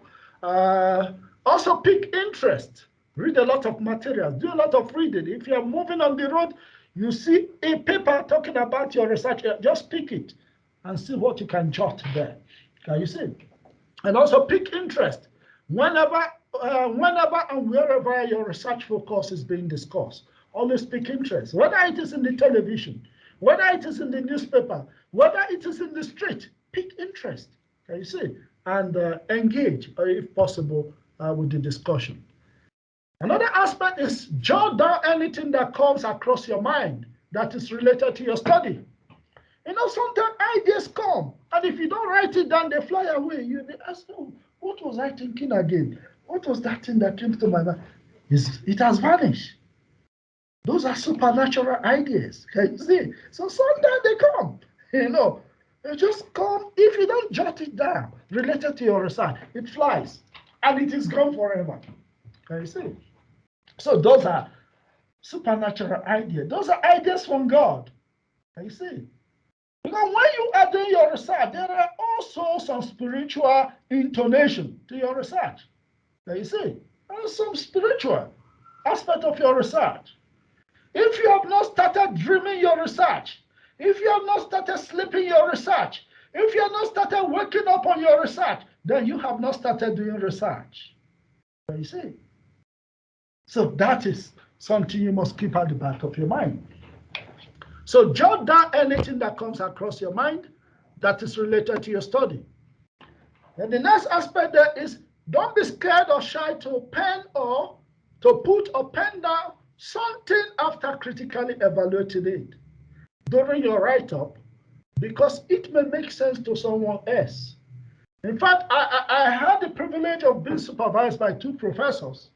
And to be frank, I have these 2 professors that are on different aspects, on different worldview as far as my topic of globalization is concerned. One of my supervisors was a pro-globalization, and the other one was an anti-globalization. So sometimes I will write this and say, no, Wilfred, that is dangerous. Then the paper will go to the other one. Oh, Wilfred, you're making sense. Can you see? So I grew from that 2 different divergent views, you know, and was able to derive the best of both academics. Can you see? So don't be scared or shy to pen down something after critically evaluating it. All right. So choose the easiest methodology that you are more familiar with. Like I said, we have different methodology, quantitative, qualitative, and of course, mixed method. Can you see? So choose the one that you are more familiar with, that you love. If you are the person that like to write a lot of tests, choose qualitative method. If you're the person that like to choose qualitative or theoretical method, if you're the person that like calculation, statistics, go for the quantitative approach. Can you see? All of them are research. In fact, qualitative research is as beautiful as quantitative. And of course, a new domain have come now, a new research domain, which is mixed method, where you take part of quantitative and part of qualitative and triangulate it in a mixed method or a mixed method design, which is also good. So choose where you have your strength. Don't go quant if you're a qualitative person, and don't go quant if you're a quantitative person. Otherwise, you will be stuck somewhere in your research journey. In terms of the 14th cardinal point, consider looking at successful thesis through dissertation, or also, if possible, successful articles for academics, as that could be a sounding board. That could be a sure sounding board to success. Can you see? That could be a sure sounding board to success. Can you see? If you want to succeed, look at others who have done this almost the same work and succeeded. So if you don't have a picture of a thesis, you will just be like a ship without compass. Can you see? So you must have a picture of a thesis before you can operationalize your thesis. Just like I told you that when I was doing my PhD, I had a thesis that I so much consulted, that is that of Billy Bonza, one of the first PhDs at CPUT. Billy Bonza, he's now a professor at the University of Stellenbosch, you know. And that picture, not that we were working in the same area, his area was job diagnostic model, and my area was globalization. And having his structure, having the way he structured his thesis, gave me an idea what is expected of me in my own area of interest. Can you see? All right, we'll progress. Publishable articles and journal publication. Let's talk, I will rush now. Your thesis must make a significant contribution towards knowledge production in your discipline. Publishable articles from your thesis need to be submitted before your thesis goes out for external examination. That is according to UJ rules, particularly my department, and of course my college. Your thesis can never go for external examination if you have not submitted an article that can be published in a journal. Not that the article is already published, but an article that is publishable. That is to say, in terms of standard and in terms of quality. I see.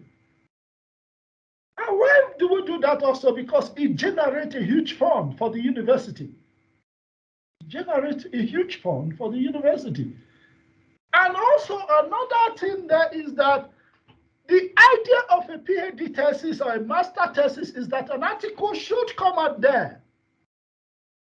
An article should be published there. And when an article is published, it boosts the university's ranking. Can you see? It adds value to the name of the university. The university is publicized. And of course, you, the author, you are publicized because everybody who wants to ransack your article can go to Google Scholar and see your work. So you become an authority yourself, even at master's level. Can you see? So publication is the ultimate goal of a master's or a PhD dissertation. That is why you see now that there are now in university article route for master's degree or article route for a PhD. Because article is the main thing, it's the end point of your journey. Otherwise, if you write a thesis that will just remain in the library, it will be in the library gathering dust. But if it is published, and in international archive like Google Scholar, ResearchGate, and all the rest, the whole world can consult your work. Can you see? And even when you pass on, the coming generation will be reading what you have left. Can you see? If you go to Google Scholar and Google my name, you will see a lot of people that are reading my work. So if I die tomorrow, people will still continue to read my work. Can you see? So that is always the journey. Can you see?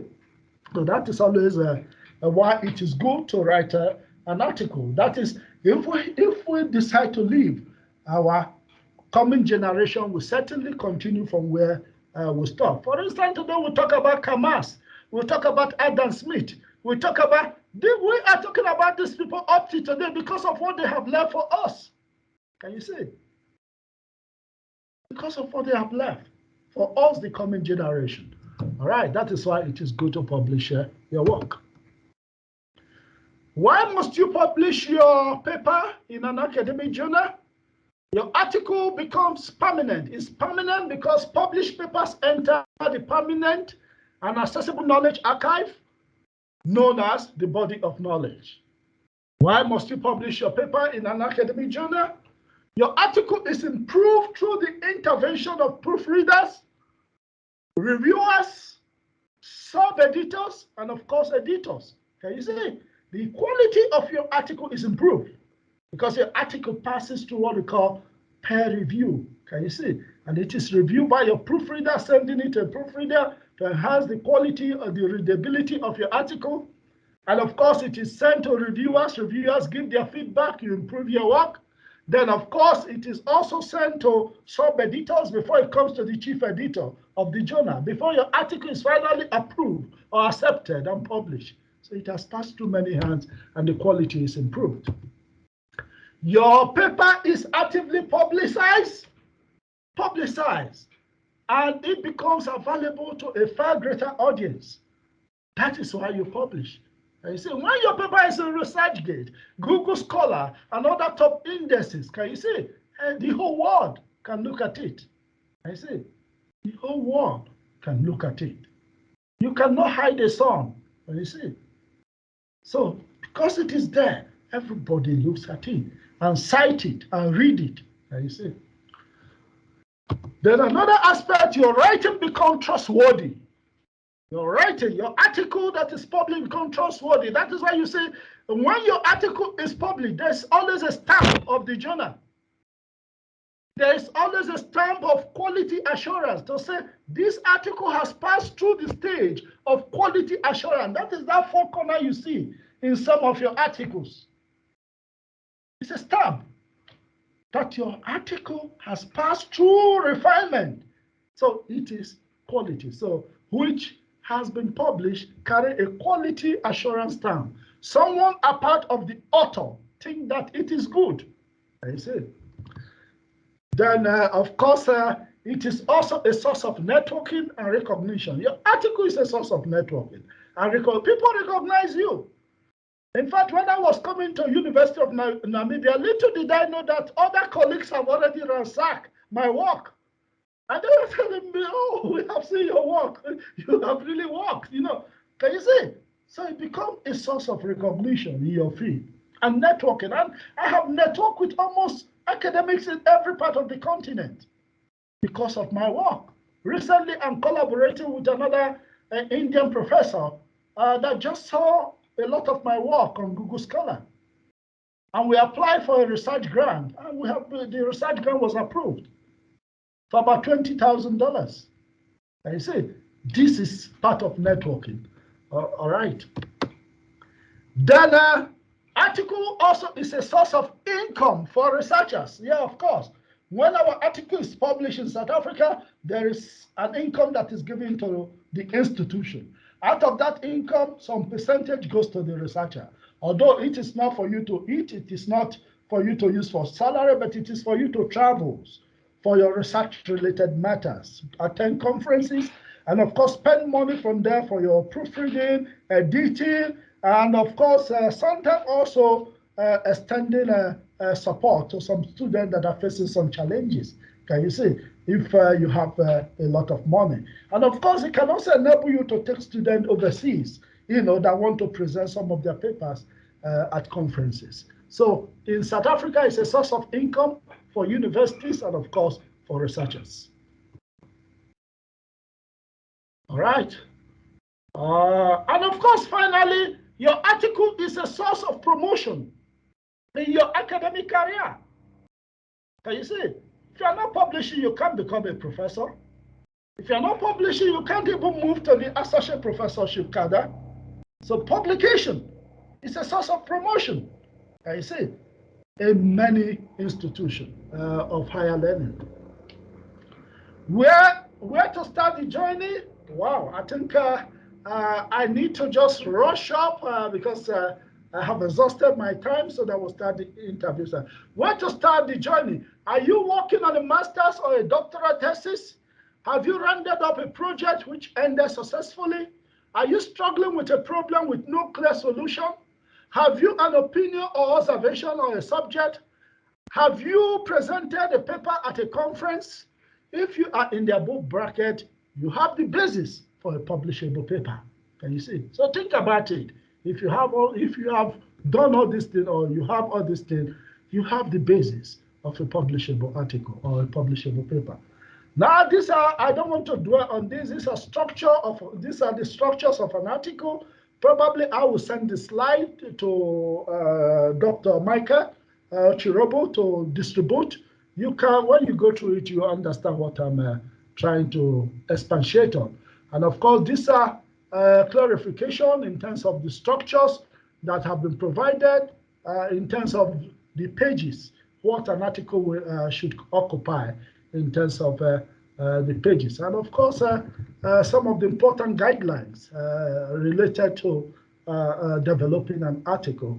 Important guidelines, also important guidelines. You can just go through them because of time. Important guideline also, just some guideline. Please leave space between heading and text throughout the paper. Check your spelling properly. Check your grammar. Check your phrasing, construction of sentence or sentence construction. Check your paraphrasing so that you may not be caught in terms of plagiarism. Peer review your paper. Give others an opportunity to look at your work so that your work is peer reviewed. And of course, it can enhance the quality of your paper. So these are just some of the guidelines. Proofreading. Let all your documents be proofread.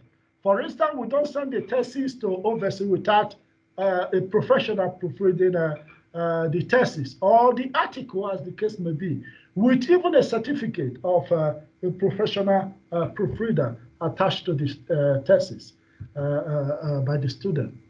Now, framing the heart of your research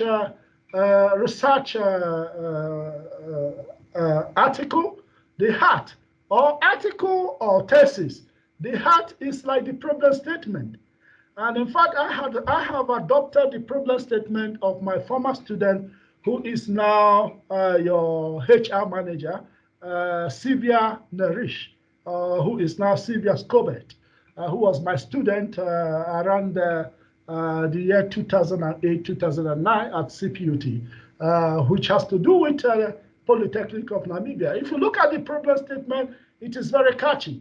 You say policy play a key role in determining the future of an institution when they are effectively implemented. In order for Polytechnic of Namibia to become a prime center of academic excellence, there is a continuous need to train, develop, and retain qualified staff who can take the institution to greater heights. Now look at the problem is, you see, you must talk about the problem. She has given introduction to her problem. Now she's talking about the problem. The problem is that the current structure of the HR code, staff development and training may not yield desired result. Can you see? She has identified a problem. Can you see? So that is a good example of a problem statement. And of course, from the problem statement, you can see the research question that started coming out. What were the influencing factors for driving the HR code, staff development and training? What are the problems that staff experience with regard to, you see, it is aligned to the research, that is research questions.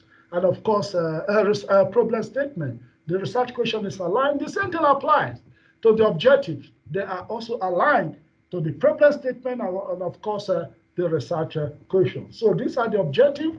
You will get you get a clue about it you can see how they relate to or tie to one another when you look at the slides. When I send it to Dr. Mike Ochero, you know. Then, of course, framing your research, the heart of your research, like I told you, the problem statement, the research question, and the research objective are the heart of your, they are what is pumping blood to other aspects of your research. This is another research question of another student from Botswana, another PhD student. She's a lecturer at the University of Botswana.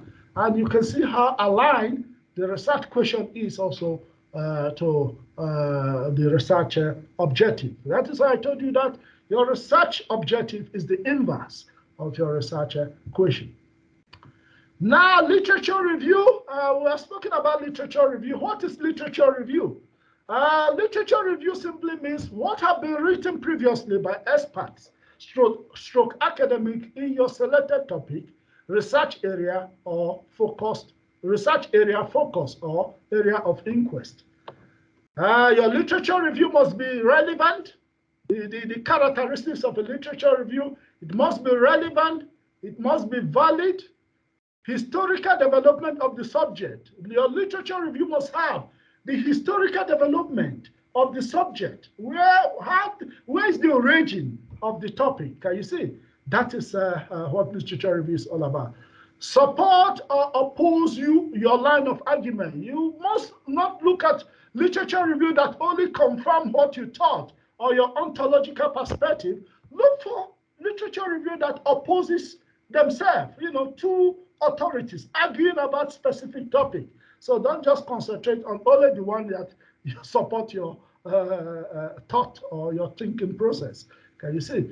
And of course, literature review help to sharpen your focus around the topic that you have selected. It gives you a wider perspective around the research that you are executing. And of course, research methodology. I think I have spoken about research methodology. Quantitative, there is a way of narrating the methodology. Qualitative, there is also a way of narrating it. And of course, those are the methodological aspects, which include population, sample size, data analysis, which of course you can use SPSS to analyze the data. Then tables, histogram, diagram, and of course you can use also some of the statistical instruments like correlation to measure relationship, and of course test of hypothesis, which include chi-square, and of course ANOVA, and of course regression analysis in terms of testing some of the relationships, you know, with regards to research that is related to two variables, you know.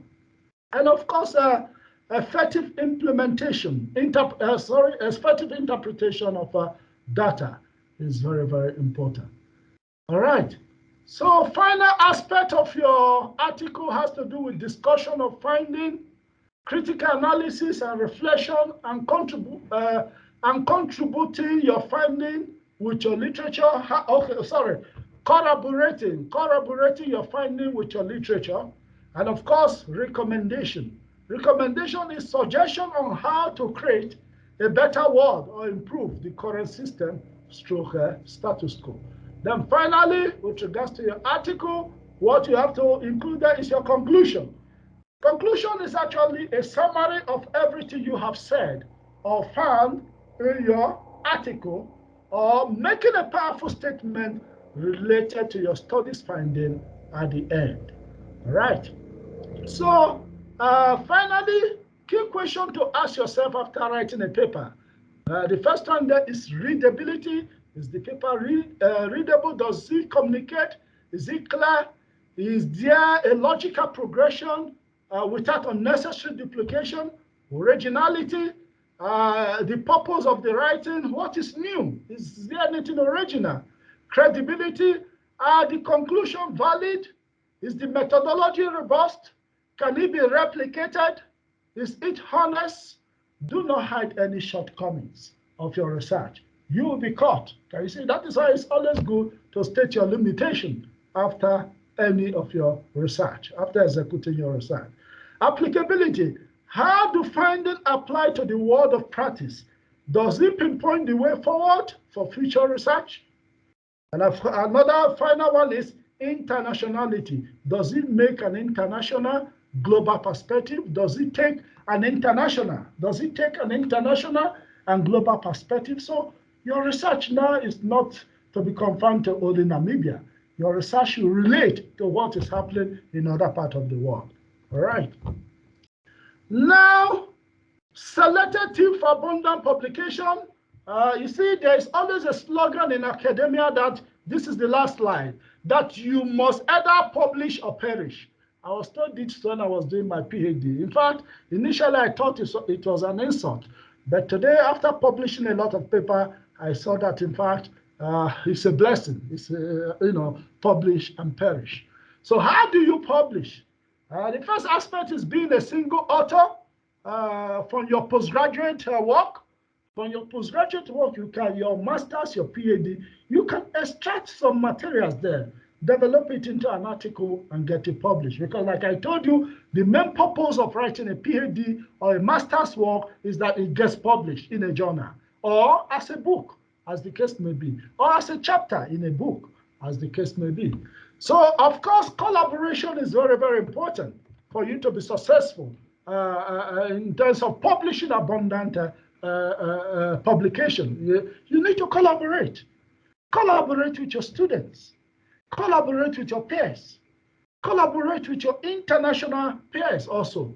See how to link them on LinkedIn or through other social media, ResearchGate and the rest, and see how you can collaborate with them.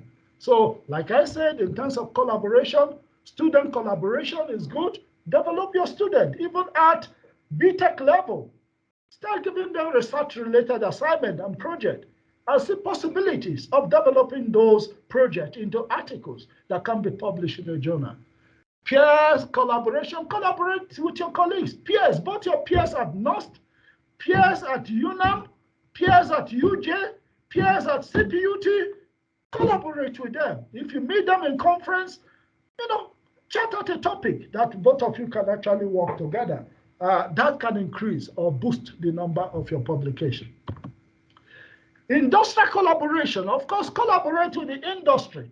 Go to industry, look at the challenges they're facing within the industry. For instance, from the human resources point of view, within the COVID-19 era. See how you can do a research to see how to ameliorate the situation there, or how to improve the state of workers or the state of people working in that place.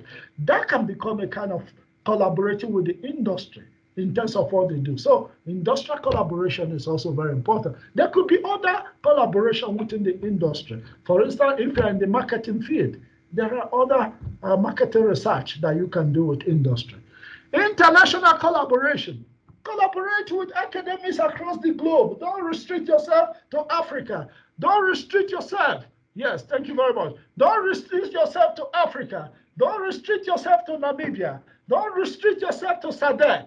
Just collaborate with the world. I told you I have collaborated with Indian academics. I have collaborated with American academics. I have collaborated with Romanian academics. In fact, I'm delivering a lecture in Romania on the 26th, though I will be delivering it online, because I'm here doing my sabbatical. So collaborate with the world. Don't restrict yourself. Tap into potentials and make breakthroughs. Then attend conferences and seminars.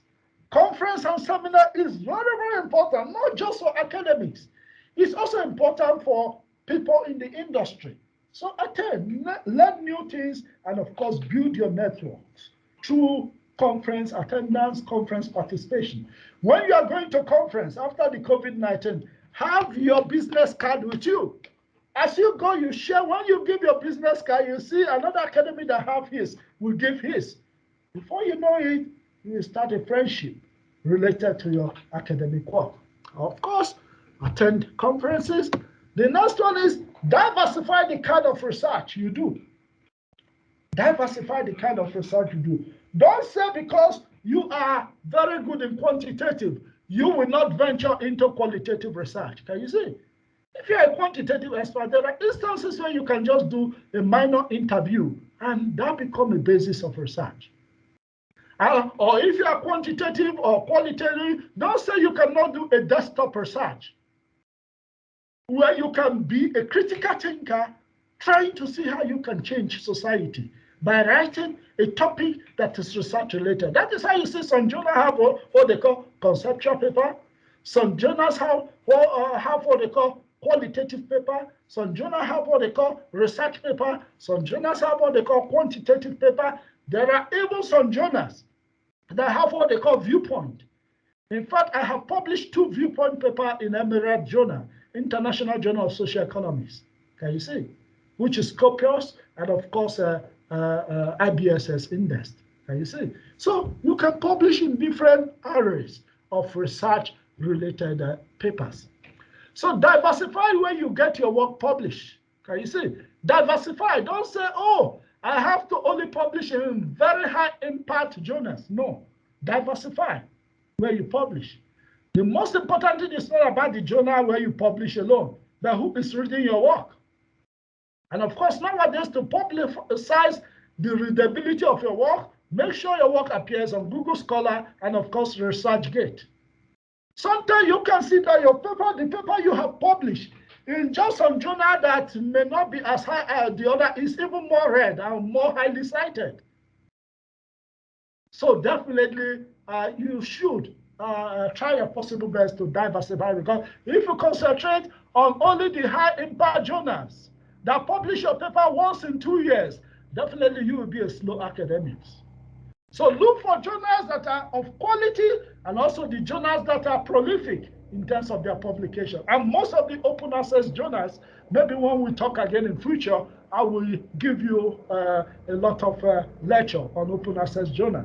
You know, they are faster in terms of publication. And because they are open access, their paper is more read than the closed access journals. Can you see? So target, diversify where you get your work published. Then target some of the new open access journals, like I told you, because your paper may be even more read in the open access space. Always search out for accredited publication outlet.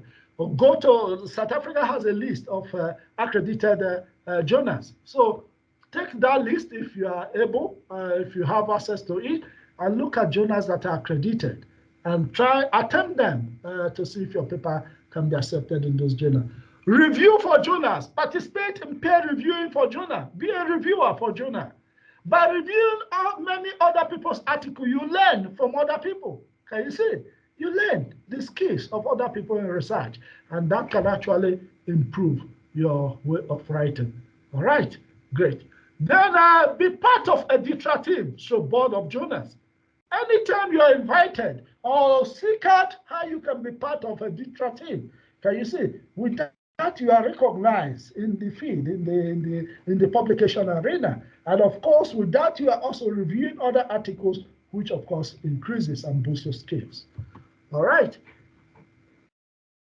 So do not get discouraged when your paper is rejected by a journal. Very important. Some people, when they submit a paper to a journal and the journal rejects it, in fact, they throw it in their wardrobe. They say, in fact, I'm tired of writing. No more writing. Can you see? No, don't be discouraged. Send it to another journal. Take the point, take the criticism from a particular journal, and of course, add value to that your paper and try another outlet. I don't have time. I would have given you my journey. When I started, I sent my first paper to a journal in Senegal, Codestra.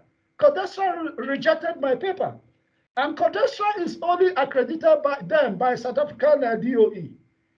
Then when I told my professor, he was annoyed. He said, withdraw that paper. Then he gave me insight, okay, some of the positive comment of Codestra, and he asked me to ignore the negative comment. Then I sent the paper to International Journal of Social Economics, Emirate, inside, in the United Kingdom. The paper was accepted immediately. That was my first publication. You see, now the journal in UK is more reputable than the one that rejected my paper. So don't get discouraged when your paper is rejected in any journal. Another person may see it as making sense. Can you see? Now, finally, ladies and gentlemen, keep on moving, and you will surely get there. I wish you all the best. Thank you, and thank you very much. Question time? Yeah, thank you very much, Prof. We can take, we have got some few minutes, and I think we can take a few questions as well. Okay. Thank you very much for very informative presentation. Thank you. Can we invite some questions? Yeah, of course. Yeah. Okay, Jeremiah. Prof, mine is not a question, but I just want to express my excitement. You gave us a bomb, as far as I'm concerned. I hope most of the students, most of our students, because I'm looking at the numbers here, the numbers are very small. They attended this session. It was a powerful session, and if you don't attend a session like this one, and you end up messing up your studies, then we are not to blame. Because you said everything that one needs to understand and know about research. And I appreciate that. And I'm not giving a vote of thanks anyway. But those are my comments. I don't have any questions. Okay. I totally agree with everything that you have said. And maybe for the students' information, the background where Prof. Ukpere is coming from, I could not pronounce his name properly when I met him. Prof. Ukpere is the same background where I did my PhD. So I'm so happy that you are putting the university on the map, and at the same time, your contributions are very much appreciated. Thank you very much, and keep it up, Prof. Thank you very much, Dr. Sure. Sorry, Prof. Ukpere, but I just want to say something also here. It's not actually a question, but I just want to talk to our students about the current problems that we're experiencing, with their research. The supervisors are trying their best and they are making some comments, but our students, they always make mistakes. So I'm just encouraging students to refrain from repeating the mistakes that they are making. This is something actually that is frustrating the supervisors, because, the information that you have given us, is very, very vital. It is very important for those ones who are publishing and even our research students. And if they go through these slides, the presentation slides, and concentrate on each aspect that has been presented today, the problems that they are experiencing in research will be definitely resolved. So they need to look at it again. Thank you, Prof. Thank you very much.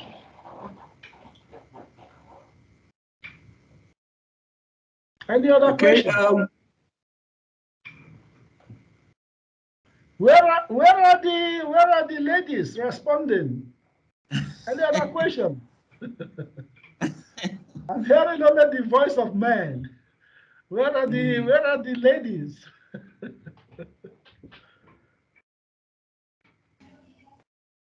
I don't know why my light is going off, but I'm still with you guys.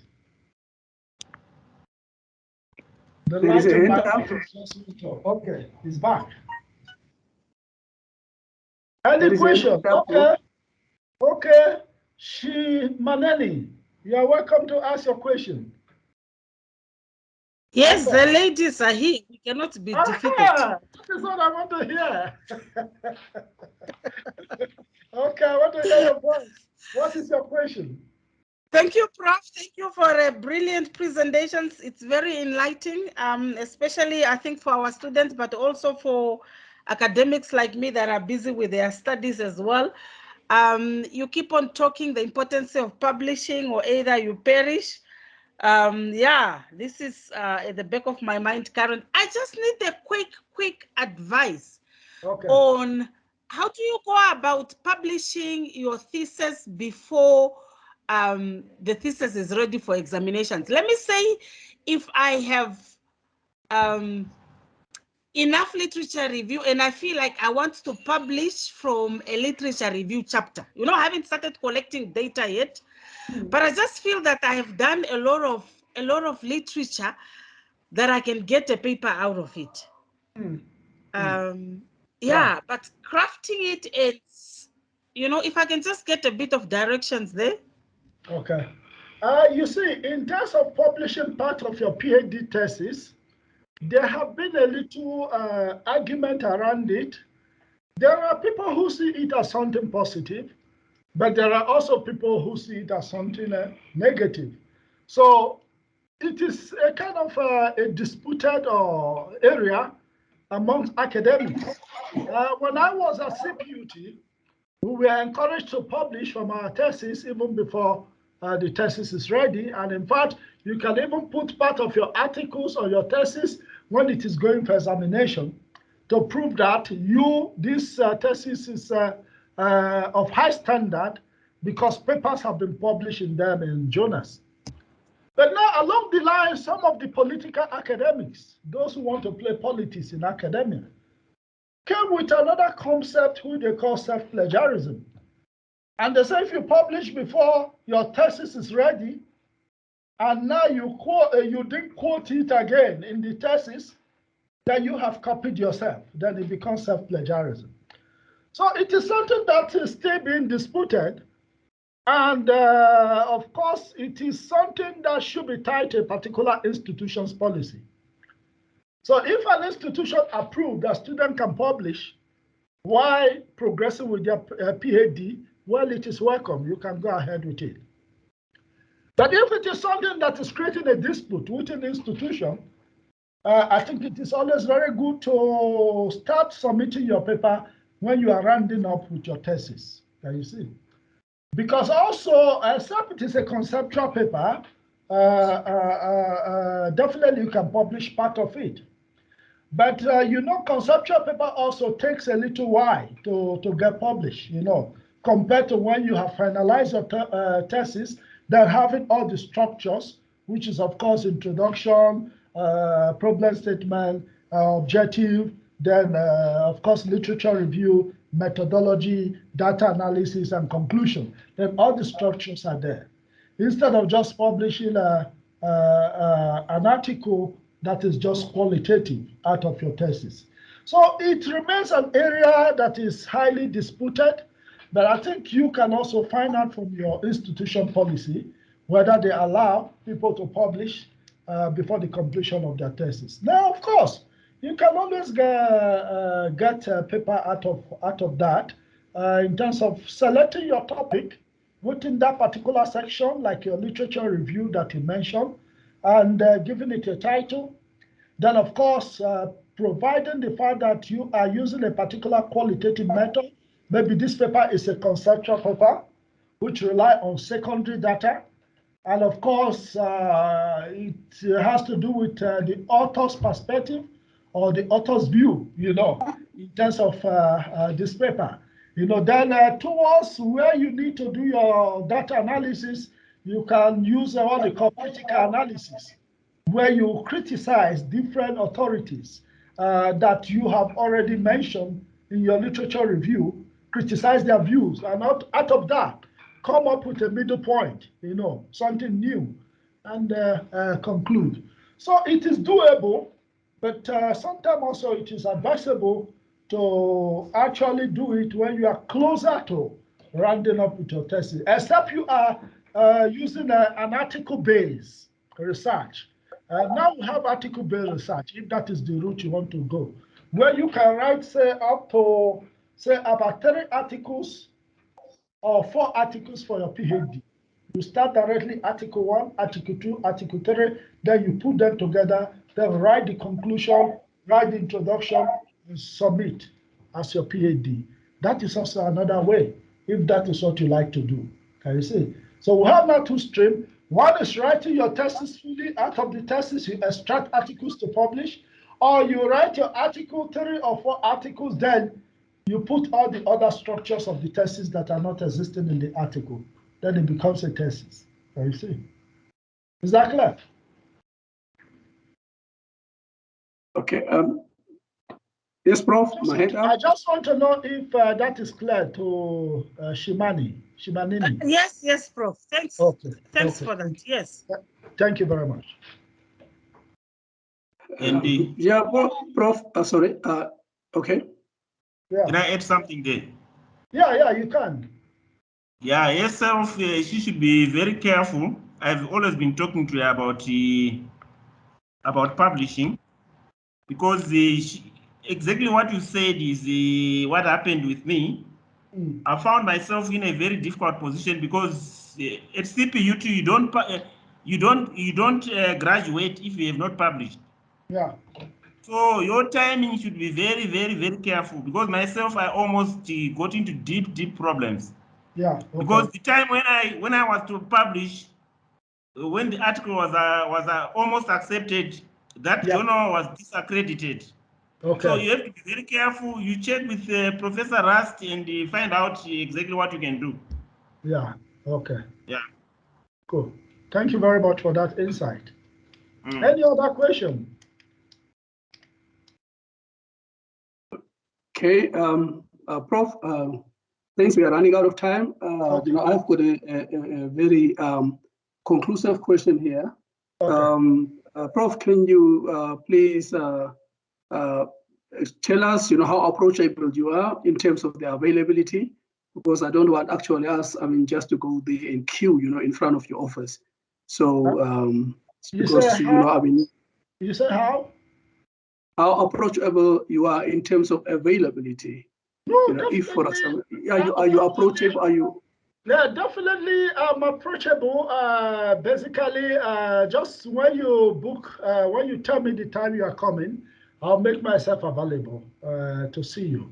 At least from now till when I depart back to South Africa, you just tell me, book an appointment, then I will tell you, we will negotiate the time we can meet in my office. Then I will definitely make myself available.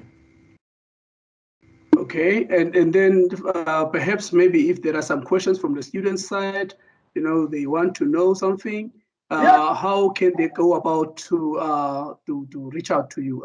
So they organize themselves in a group? Or? Definitely, my email is not hidden. You can give them my email, Doc. You already have my email. Give them my email, then they will just let me know that they want to contact me for any information. Then, if at all even the group of students, it makes it easier. They can, I will make time available for them. Okay, thank you very much indeed, Prof. So as you can hear, colleagues and then the students, Prof. Ukpere, he will be with us for until the end of the month, or maybe for a few days. So please, that get your house into order. And if there are some questions, that we can organize actually, that how you can be located to him. Even if you have to drop a mail to me, and then we can check, how we can arrange maybe the meeting, that between you and then Prof. Prof, on that note, thank you very much indeed for the wonderful presentation that you have done. It was very informative, and it's a valuable information that we got actually from you. And I could actually see that these are really, you address the typical problems that we are, dealing with here, sitting with here, and that it really helped a lot. Thank you very much indeed for that. Thank you, participants. Thank you very much. Please, I would like to get a video of this, our presentation. I see that it is recorded. Please, if we can get the video also, it will add value. Thank you very much. Who will be releasing the video to us? I'll organize that with Tessa. Okay, fantastic. Yeah, and then you can get it. Okay. Thank you very much, colleagues. I see that your system is quite different from our system at UJ. That was why I struggled a little bit initially. But then now I can see the structuring of your system. And I think I'm even very much more comfortable with presenting with your system. Like I told you guys, at UJ, we normally deliver our lecture on Blackboard or Zoom, while we normally do our normal small meeting on Team. So I think this is my first time to utilize Team to the full in terms of lecturing, and it's quite good, you know. So I thank every one of you for your support to make it work. Okay, Yeah. thank you very much. And also For the participants, thanks for the for the students. participants also, thank you very much. Thank you very much, colleagues. Thank you, Doc. Thank you, Thanks. Thank Prof. you, Thanks. everybody. Thank you, Doc Micah, and of course, Doc Jeremiah. Thanks for all your support so far. You're welcome, Prof. Thank you. Thank you. Thank you, colleagues. Thank you, students. Thank you very much. Bye. Thank you so much. Great. Thank you. Bye. Thanks. Bye-bye. Thank you. Thank you. Thank you. Bye. Bye, colleagues.